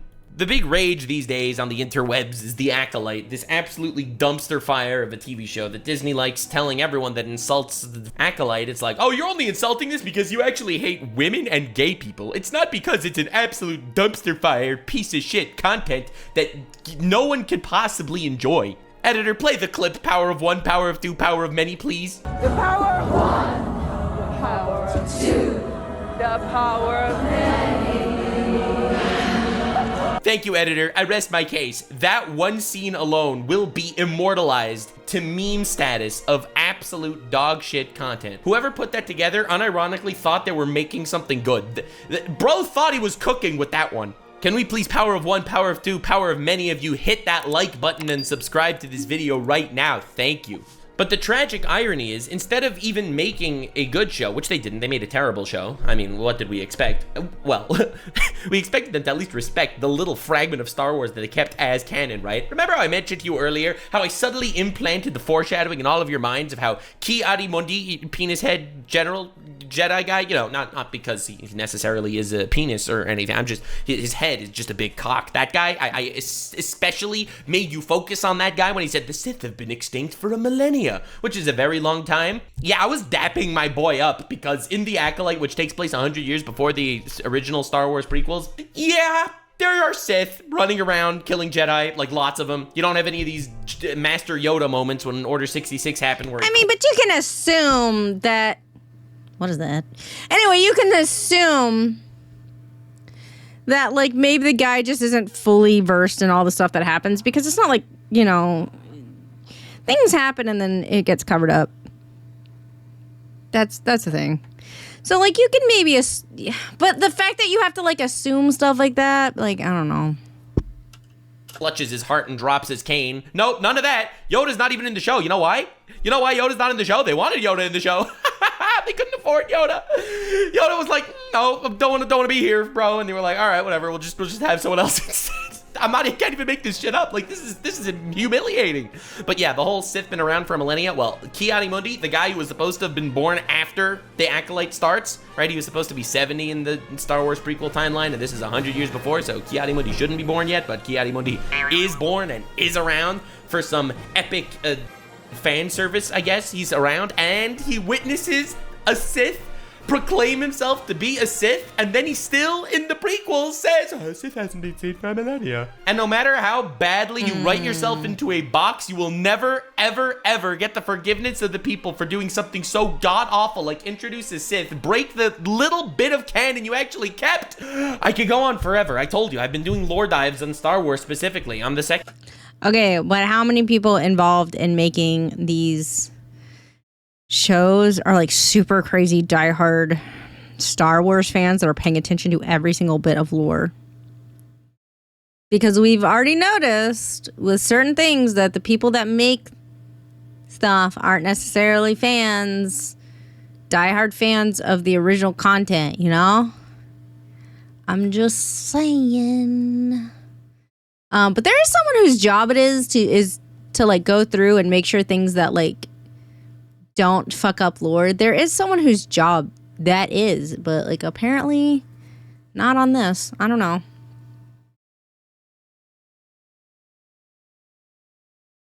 Channel to properly formulate my thoughts on this shit and educate myself before making a big ass Star Wars video on why it's actually a glorious franchise that will forever be remembered as the disenfranchised death of a former beautiful nostalgia piece. But the ultimate irony of everything is continuity editor. Yeah, what Disney did with the Star Wars franchise is exactly what Chancellor Palpatine did with the Republic. To just remind you for a moment, Chancellor Palpatine started a proxy war where he ran the government and controlled the clones on one side, and he was also Darth Sidious, the Lord of the Sith, that controlled all the droids on the other side. The Clone Wars was a war that was operated on two fronts by this man. This giant puppet master controlled both sides of a massive war to destabilize the entire galaxy to then absolutely take over. That is exactly what Disney has been doing with Star Wars for the last 10 years. They are slowly but surely stripping away everything that you thought you loved about Star Wars, destroying it piece by piece, meticulously, from the canon to the established canon to everything else in between. They've already corrupted your favorite characters, and they've corrupted the major themes of the Star Wars series, from Luke to Han Solo to any political framework at all, because there was none of that in their new trilogy. Disney is piece by piece dismantling everything in a massive proxy war where it pulls the strings on all sides, destroying every part of it and destabilizing the entire galaxy, only for it to proclaim itself as a galactic empire, to sit upon its throne of corpses and proclaim itself as the new king of Star Wars. What I declare to be canon is canon, and whether you like the show or not, I am going to paint you as a misogynist, homophobe, instead of actually recognizing your critiques in any way. Disney has locked themselves in an echo chamber where they can only win in their own eyes, where if you love them, then you're on the right side of history, and if you hate them, well, then you're a filthy rebel. Ultimately, Star Wars doesn't know how right it was, telling a story of how freedom of expression dies. Now, I know ultimately it's all a power grab, it's all a money move. Disney thinks, oh shit, Star Wars is a big IP, we can make money out of it. But in my mind, this is just another tragic case of the modern era of artistic vandalism. Oh, okay.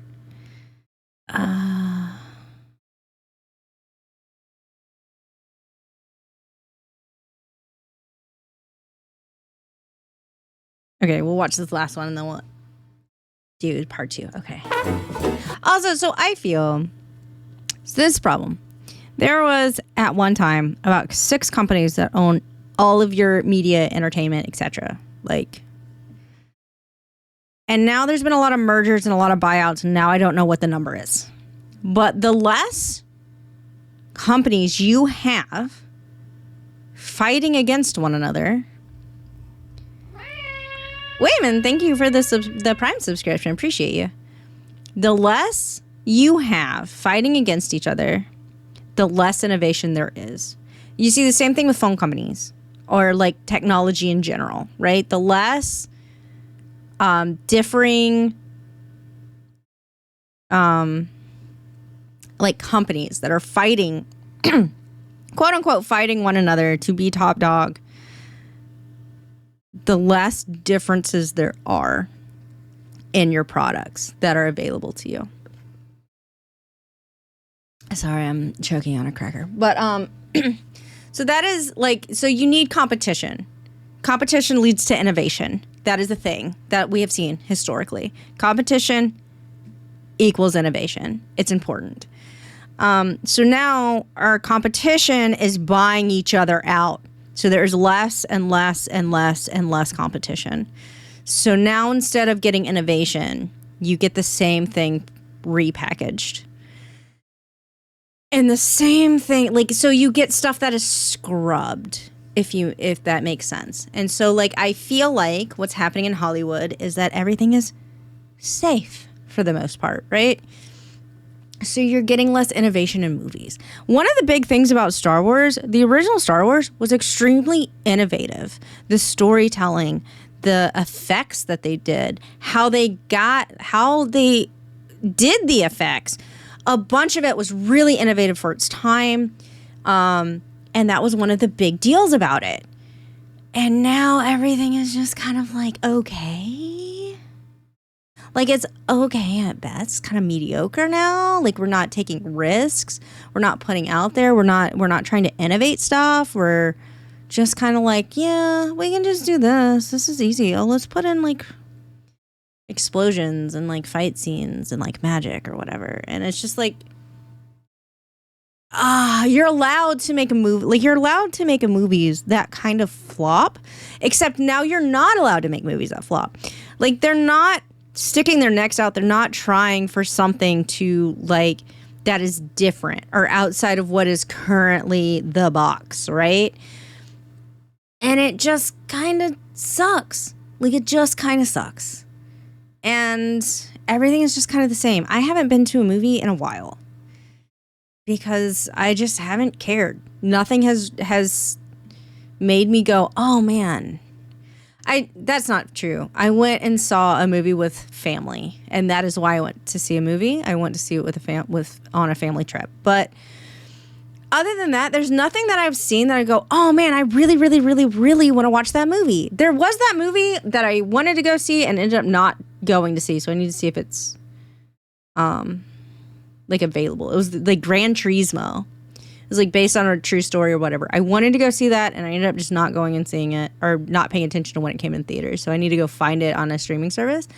But like, I haven't cared to go see movies. Like, Disney keeps churning out these Marvel movies that I'm just not interested in. They keep churning out these Marvel TV shows that I'm just not interested in. And it's like, you have to watch all of it to understand what's going on. I'm like, great, I'm overwhelmed with the mediocrity that is what you're doing, and I don't want to go see it. Like, I don't want to spend my money on it. Like, I'm just not going to. So, like, you want to see Deadpool 3? I got invited to go see the new Deadpool with some people, and I might do that just because I was invited by someone, and I'm like, all right, it's like a social thing. But like, this is kind of exhausting because like now it is like, let's churn out as much media as possible, and so we're churning out things that feel kind of mediocre. At least that's me personally. Am I the only one that feels like a lot of stuff is just mediocre now? Like, we're not trying to do new things, we're not trying to do interesting things, it's just more of the same. I don't know. I've recognized that I have never seen Velma. I'm going to say this right now. I loved Scooby-Doo growing up. Okay, I used to watch the old Hanna-Barbera original Scooby-Doo, and when it kind of got a resurgence and they started making the fucking movies like Zombie Island, I watched those things. I fucking loved Scooby-Doo. Okay, I loved Scooby-Doo. This is important, okay? I've fallen off the Scooby-Doo bandwagon because there's a lot of Scooby-Doo out there, and I stopped having cable, and then like I don't even know where to fucking watch it anymore, and then they kept doing some weird stuff with it. But I have never seen Velma, and I still really liked old Scooby-Doo. Okay? This is important. It's important to know. my second channel, where I do like random deep dive reacting to everything on the planet that ever happened, consuming all lore, is going to end up becoming a massive funnel and an excuse for me to actually deep dive into things that I don't want to dive into in order to break them down for you over here. And honestly, I don't think I'm okay with that. We're doing the Velma dive, boys! Scooby-Doo is a very beloved IP that has existed for a very, very long time. In fact, it's so good and such a possibly easy formulaic system, there's no possible way to mess that up, right? I'm obviously teeing up. No, not right, dude. Not right. Velma exists. Velma, a freaking prequel to Scooby-Doo. How the gang got to know each other. A prequel? Their high school years, which is rife with weird sexualization of children for some reason. That's right, baby. It's Velma time. And as the only person on the planet that has lived through the viewing of 2 full seasons of Velma, you can check it out. I deep dive, analyze, and debrief, debunk, and freaking poop all over it over the course of literally dozens of hours on my second channel, poured into meticulously stretching its anus so wide I can use it as a hat. But since I'm the only person alive that knows the lore, you're gonna lose your shit when you see how actually humiliating it is. Now, this obviously doesn't even need to be said, but what the original Scooby-Doo is, ultimately, it's a lighthearted mystery-solving gimmick, where you got 5 friends, 5 homies, 5 dude bros that get together and solve mysteries. The mystery could be of any kind. A supernatural spooky thing is going on. Velma says, well, ghosts aren't real, that's stupid, and excuse me? She goes, jinkies. Excuse me? Aggie says, ruh-roh. Alright, you get my idea, basically. It's a squad of friends doing good people things, being good Samaritans, helping people out, and it ruins the plans of these evil bad guys that's never the bad guy you expect, and they would have gotten away with it too if it weren't for these meddling kids literally doing good for the sake of society's good. It's the most obvious, gimmicky plotline ever. It's not necessarily brilliant in any way, but the writing is just fun, and it's beautiful kids content, because ultimately it gets you to think critically. And it was made with like $20 in a box of crayons. Like old Hanna-Barbera Scooby-Doo is just fun and relatively lighthearted. Like, I just really enjoyed it growing up, and like I would still watch it today. Like, it's good. It's fine. It's, you know, it's not really highbrow, but that's fine. It's a fun little show. Not judge a book by its cover. Every single episode of the original Scooby-Doo series will always have that one guy that always looks like he's the villain right off the bat. Something mystical and mysterious happens. Some people think it's a ghost. Some people think there must be a logical explanation for this. There happens to be this one incredibly creepy fellow that everyone's like, well, that guy's really freaking creepy. He's probably the ghost. And then eventually, through traps and gimmicks and figuring out lots of... They learn that it's the rich white guy. Problem solving and clues, putting deductive reasoning together with using Shaggy as human bait, they do end up managing to catch the guy, unmask him, prove who it is, prove why they did what they did, come up with the motivations because of all their crime-solving shenanigans, and also proving why the guy that was actually mean in the very beginning, well, he was just misunderstood. This is the gimmicky formula for 90% of Scooby-Doo episodes, and honestly, it's a formula because it worked. Now, you'll have your deviations from the theme. There are some actual masterpieces in the Scooby-Doo franchise. I think a great example of that is the Call of the Mummy Scooby-Doo thing in Egypt, which was great and managed to throw the entire gimmick on its head because the people that were dressed up as the ghosts were actually Velma and archaeologists trying to protect it from, like, the outsiders. There's always a wholesome message, there's always a wholesome moral, and there's always crime-solving, butt-kinking friendship.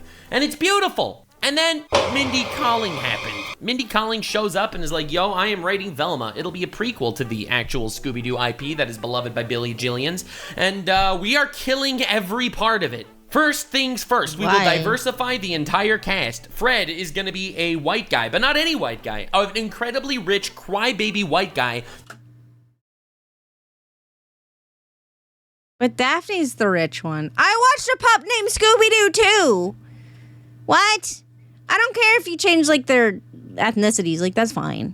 That is constantly talking about how his penis is small and everything was handed to him in his entire life and nothing he actually does comes from himself, but it is purely because he is a Nepo baby coming from a rich family. Enter... What? Like, in my headcanon is that Freddy's like a jock. Daphne, the Asian kid whose parents are lesbian cops, and she is also a ninja. And Daphne Blake is historically, canonically, the rich one. Are you serious? Are you fucking serious? What? Isn't Fred's dad the mayor of the city? I'm not sure. I don't remember. But, like, I do know Daphne Blake is rich. Like, What? A psychopath. Enter Velma, an Indian girl, who is possibly the most unlikable character on the face of the planet, constantly talking about how she hates the patriarchy and society and rich people and religion and anything. Basically anything that basically connotes buzzwords in modern culture for wokeness. Bro, she hates that shit. You got Shaggy, a black kid whose white dad is constantly trying to give him drugs to make him high, and... What? And because instead of actually dealing with his issues, because that makes a lot of sense, I suppose. And Scooby, who doesn't actually exist in the prequel. Nope, Scooby is not around in Velma Season 1 or Season 2. Now, aside from the obvious posturing and terrible writing that goes into all of these characters, and why this show is as bad as it is, if you really want to hear, you can watch my endless hours destroying every morsel of content Velma has to offer on my second channel.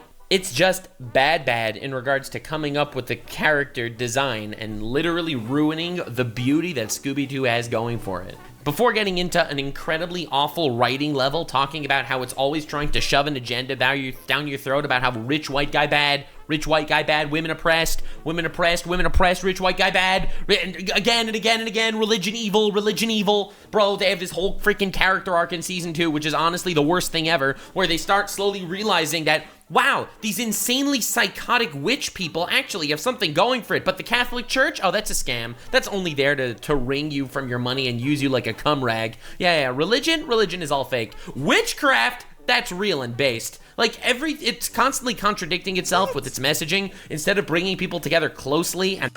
Okay, so I didn't watch this because, again, loved Scooby-Doo. I just really like Scooby-Doo. I thought it was fun, right? We've talked about this. I've talked about this like twice. So when they were like, Velma's coming out, and like I read some of the stuff about Velma, I was like, cool, I'm 100% not going to watch this because it is only going to make me sad. It is only going to taint Scooby-Doo for me. I'm just saying.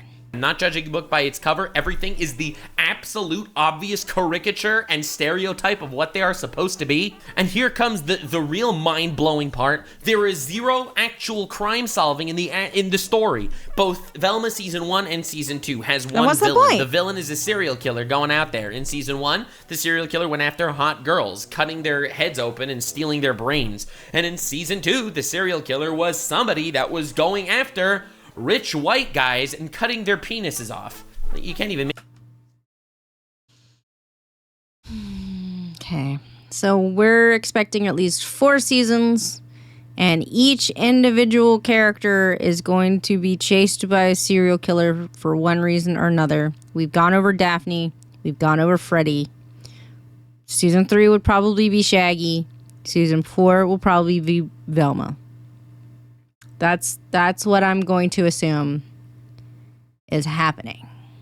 Make this shit up. Like, honestly, it's humiliating. Now, you know how these crimes are solved? Well, you might be surprised, but it's not through any actual investigative work. Velma likes to put on the hat of a detective the entire show, constantly posturing how she is going to solve the mystery, but literally all the mysteries just get solved themselves. The moment any form of mystery is introduced in the story, it is instantly solved within a half second of that scene taking place, and not due to any due diligence on Velma's actual part. Season 2 was so bad in this regard that they had absolutely no idea who the serial killer was, and then the serial killer kidnaps Velma and unmasks herself in front of Velma. Shocker, it's the woman that hates being mistreated by society. It's constantly trying to promote a message and instantly cucks its own message in the foot by having absolutely no logic actually work in this universe. They keep talking about how there's some male-dominated patriarchy and the women detectives can never actually be promoted to chief. There are 2 women detectives right here. Not only are they women, they're lesbians. They basically win the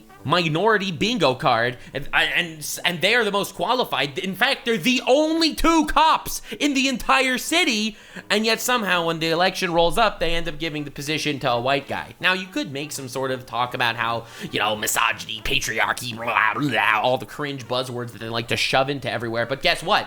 These detectives, the lesbian detective people, they pawned off a active serial killer investigation to a high school student because they were scared. Yes, they deserved to not win. Are you joking? Ironically, unlike the original Scooby-Doo, where every single episode and every single movie will have some sort of greater moral, it'll take you through some city and it'll teach you about the architecture of the city and the history of the area and why things ended up the way they did. It'll hone into some historical nuance or some interesting philosophical maybe newer ones. discussion or some agricultural debate. Every single episode will have some sort of lesson aside from the monster and the twist. That is the bread and butter of Scooby-Doo. Maybe newer Scooby-Doo.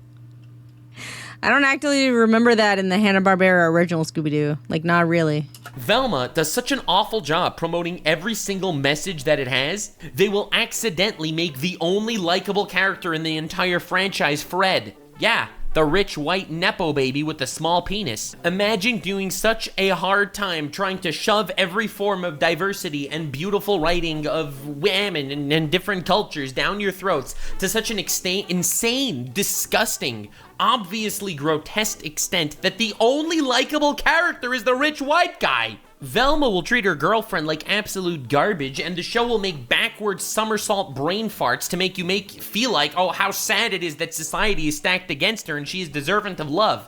Then Daphne will literally cheat on her girlfriend and go through a more backstep flip-flops trying to come up with how sad it is that Asian women in society are targeted and deserving of love. The show created a situation just full of absolutely horrible people and is trying to make you feel empathy towards them when in actuality, I feel absolutely nothing towards anyone, except for Fred, the rich white guy, the only guy who actually was abused in his childhood, tried to do better and make something of himself, but despite being a massive, incapable dumbass. Yeah, that's right. The rich white guy is unironically the only decent character, and I swear to you it was done by accident. And you think that is doing a bad job shitting all over the IP of Scooby-Doo? I'm going to tell you 2 more aspects about Velma, because I could literally go on for hours, that will absolutely make you cry and cringe simultaneously. A big aspect of the original Scooby-Doo is the fear. The fact that there is a ghost, and the ghost or whatever creature exists in the story seems supernatural and will cause some sort of fear response. Either it'll be terrorizing the town, or it'll be looking for gold, or it'll be some sort of gimmicky ghost. I mean, yeah, the whole point is that he was, like, the thing, with the enemies of original Scooby-Doo, the ghosts or the ghouls or whatever, is like they are either trying to scare people away from something because they are some area because they're looking for something, or they're trying to scare people away from a building because they want to sell the building easily, or like something like that. Like they're trying to scare people to keep people away, right? Or to like lower like the cost of a building so they could buy it on the cheap. Like that kind of stuff. like scare them away from a property so that the property value crashes. They can buy the property. They were the bad guys the whole time. So like, you know, that kind of shit. But like, what are you about to say to me, Nux? Everyone thinks it's supernatural. They've angered the freaking mountain deity or whatever, and they don't know what's going on, and they need to do human sacrifices now. But it's up to the meddling kids to figure out that, no, it's not actually a supernatural vampire ghost. It's just a dude in a mask wearing goofy suspenders, and he's... Like, my understanding is, like, they were on, like, a summer road trip or some shit in their stupid fucking mystery van. And they're just, like, you know, they just drive around, and they find a mystery, and they're like, we're gonna solve this mystery. We're gonna solve it. Only, like, it's a never-ending summer vacation. I don't actually know if they're on summer vacation. But, like, still, like, we're gonna solve this mystery. And, like, good for them. And then they get money because Shaggy's a weed dealer. He's a pot dealer. I don't know, man. Like, it just... Are you about to hurt my feelings, Nux? Like, is this about to hurt my brain? You said it was gonna make me... Oh, my God. Bungee jumping.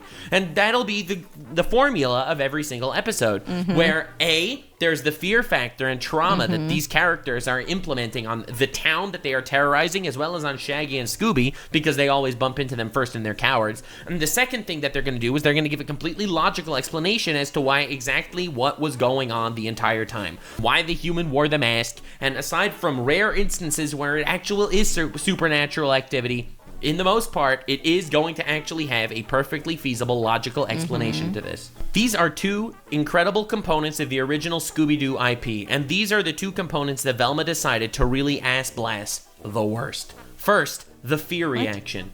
In the original Velma Season 1, you got Velma dealing with massive trauma. Her mother's gone, and she wanted to solve the mystery, and she was getting PTSD hallucinations from mysteries. Yep, mysteries were her PTSD emotional response, and that got her to start hallucinating things trying to kill her because mysteries. The only way to stop that is to make her laugh, or for her to get sexually harassed or assaulted. Like, these are the cures to mental health, ladies and gentlemen. You see someone going through a manic episode, freaking losing their mind, seeing hallucinations, starting to choke because someone mentioned the word mystery. Well, give them a non-consensual kiss, ladies and gentlemen. That just might break them out of it. Oh, are you seeing them actually go through some really creepy event where their entire body is contorting because they are seeing something incredibly terrifying? Well, ladies and gentlemen, all you gotta do is you start telling them really funny jokes, and you just get them to laugh away their trauma and fear. And all it needs to do is get Daddy to say, "I love you, Velma," and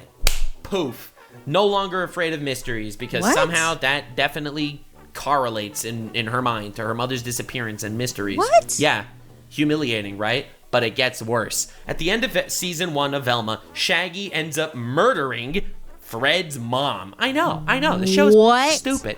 Kills Fred's mom, and obviously, you know, he freaks out. And guess what? There's the whole gimmick of how in Scooby-Doo, Shaggy eats a lot. You know, he eats an crazy amount of food, and the actual Scooby-Doo will put like a whole freaking sandwich the size of the Eiffel Tower in his mouth, and he'll just run it off in 3 seconds. Well, let's play up that trope. You see, he has so much PTSD because, you know, he murdered Fred's mom, which is the thing that happens for some reason in Velma, and he gets PTSD attacks. Now, good thing Velma's cured from her PTSD, because that's a thing that just happens easily once you get your dad's love. Well, Freddy over here is not happy, and Shaggy, well, they call him Norville, and he is getting PTSD attacks. And they are creepy, ethereal, ghost-looking figures of Fred's mom attacking him. And the only way to cure it is to take a bite of food. He gets this crazy PTSD situation because he murdered somebody, quickly grabs a sandwich and eats it, and the illusion is gone. What? No problem. Hallucination solved. Psychology 0, Velma 1. Now, aside from...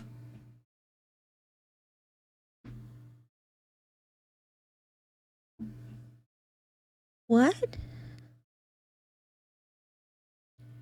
Like, the whole thing about Shaggy eating, like, that's why we all were like, haha, Shaggy's a pot dealer. Like, Shaggy's smoking a lot of pot. He got the munchies. What? Also, like, so Shaggy and, like, what... Was Fred there? Because he was covered in blood too. They should all be traumatic. They should all have like traumatic episodes. What? What? I can't brain now. The what?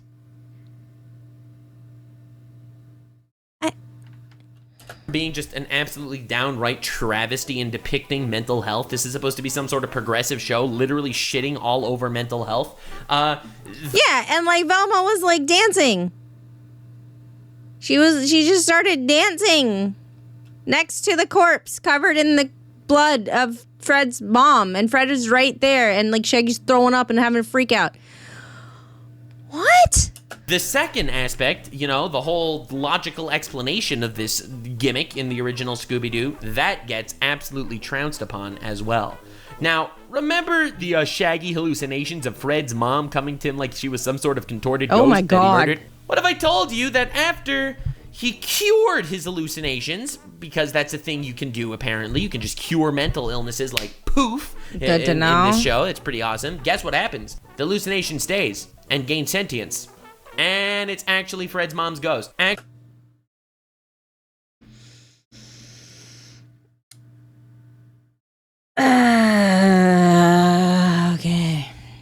All right.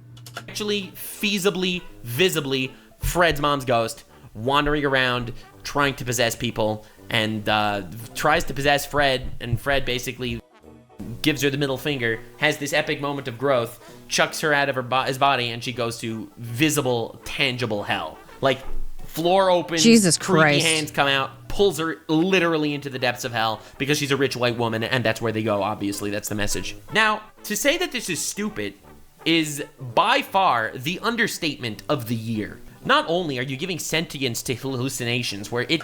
Hold on, sorry.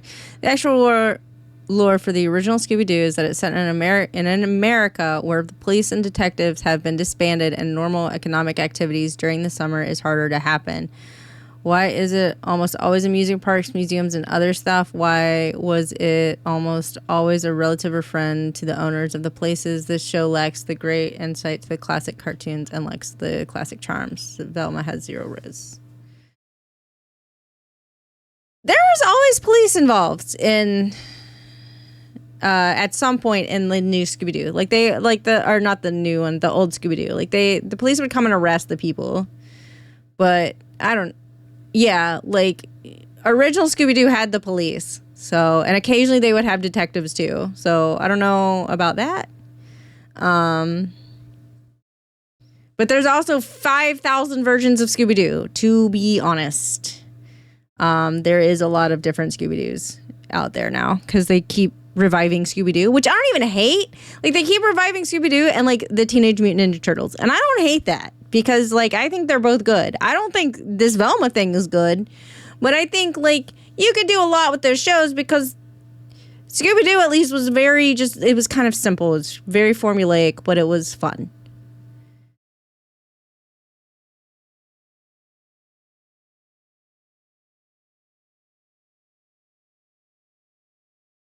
Okay.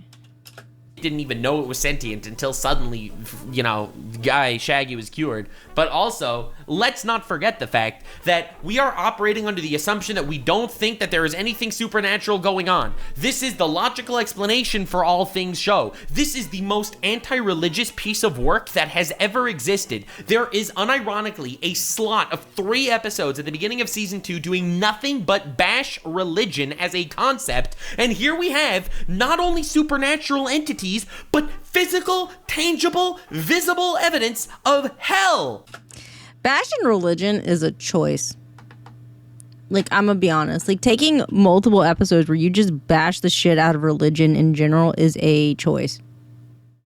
Like, you're allowed to have your opinions on it. Like, that's fine. But that is a choice. And they still go down this logical evidence thing. Obviously, supernaturality isn't real. And then big twist at the end of Velma Season 2. I'm going to spoil it for you because I'm just saving time at this point. Velma actually dies and comes back as a ghost. And that's the big finale conclusion of Velma Season 2, the worst show to ever grace television. I have never seen a franchise wipe its ass with the original IP like this Velma. Like, it's a tragedy that they are tying this show that has nothing to Maybe they won't renew it again then. do with Scooby-Doo at all, aside from names and... Yeah, I don't understand. So there's like this whole thing where like I'm going to take this IP that has characters that is popular and beloved, and I'm going to use those characters in a completely out of character way or do whatever the fuck I want. Great. You know what that is? That's an alternate universe out of character fan fiction. You can do that. You can write it. You can post it on AO3 or Tumblr or fanfiction.net or Wattpad or whatever the fuck is still out there. Back in the day, it was also LiveJournal and GeoCities. You can do that. That's fine. Making a fucking show about it, though, is wild to me. Like, that's crazy. That's crazy. Why would you do that? Why would you do that? Also, if Velma is dead, how is this a sequel to Scooby-Doo? Like, that is a good question. How? That's AO3. I said AO3. That's the one I use, so I think I named it first. But I'm just like, what is happening with the show? I don't understand why people do that. Like, oh, we're going to take these characters and then we're going to write a completely different fucking story with them. Why?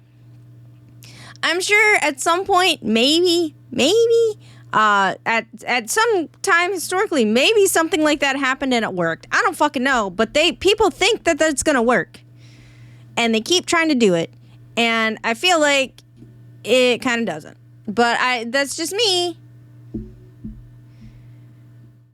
And what do I know? Because, like, I understand that you're like, we're gonna do this because we want the brand recognitions that this IP and these characters have. Then why are you shitting all over them? Why are you spitting on their grave? Like, why aren't you using the IP then? You're just using the names of the characters and maybe the looks or color palette of the characters. I don't understand. Like, I do because it's money and it is always money, but also, why? Why? Like, you can legitimately make a Scooby-Doo horror movie. Like, that is a thing that you can do. They kind of did with, like, the Zombie Island one. But, like, you can up the stakes. Like, hey, it's a serial killer now. Who cares? Like, they're, instead of, like, an old rich man trying to scare people away, it's literally a serial killer. Like, you could do that. That's fine. You can put that in the formula. But, like...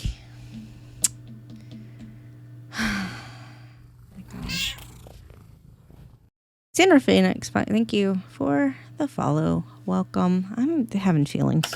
Gimmicks. Dude, they're not even... The characters are not only are they not the same culture, not only do they not have the same personalities, but they are entirely different people. This is a high school clique that has zero overlap with the actual gang from the Scooby-Doo stories. Also, would these people in high school hang out with one another? Like, I mean, I guess they could, but generally, why would they? I remember cliques.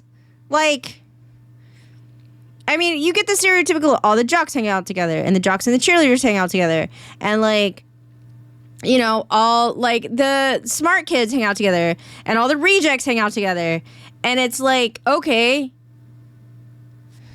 and, like, you have a little bit of overlap. You have those people that are just kind of friends with kind of everybody, more or less, but, like, I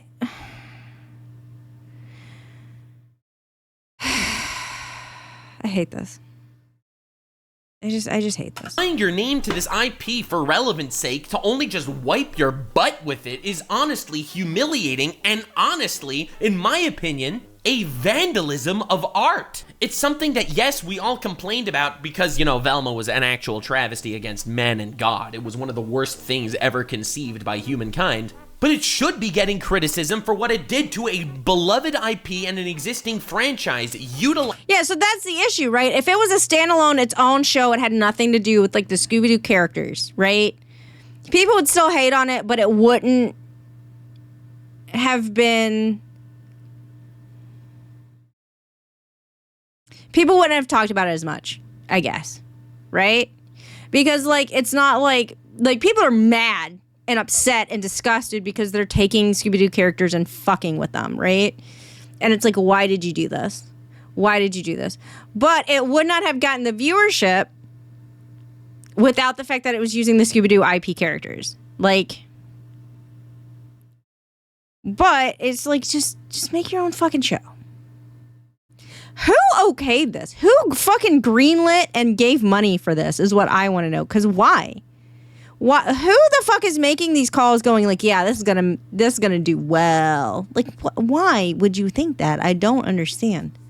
I mean, there are people that like hate watch it. Ray even kind of mentioned like, maybe you should hate watch this, and I was like, and then he was like, nah, and I was like, yeah, I don't want to hate watch something, but like, I don't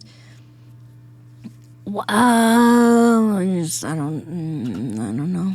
It and standing on its corpse purely for the sake of propping itself up, only to take a steaming fat load of dump all over it. We should not just be attacking this with vitriol for the sake of hate watching. We should be attacking this for vitriol for the precedent it is setting that it is okay to do something like this. And quite frankly, not enough people are upset about it. It is not okay. Do you realize right now that everything that you love, everything that you are nostalgic to, will eventually be reworked into Velma? Because that is the road we're going down. Well, we spent a solid hour on Western bullshittery and adaptations and contorting IP to fit some sort of disgusting ass backwards agenda that does nothing but shoot itself in the foot. So I think it's time to move on to the realm of anime, where this exact same thing is going down, except this time it's not even with consent. Okay, I'm going to make a part 2 of this because, again, this is long, and me talking about it, it has gone over 2 hours. I have a lot of feelings. This is painful. So stick around for part 2. I have very little words. Like, the Velma thing is really upsetting to me because I really like Scooby-Doo. Okay.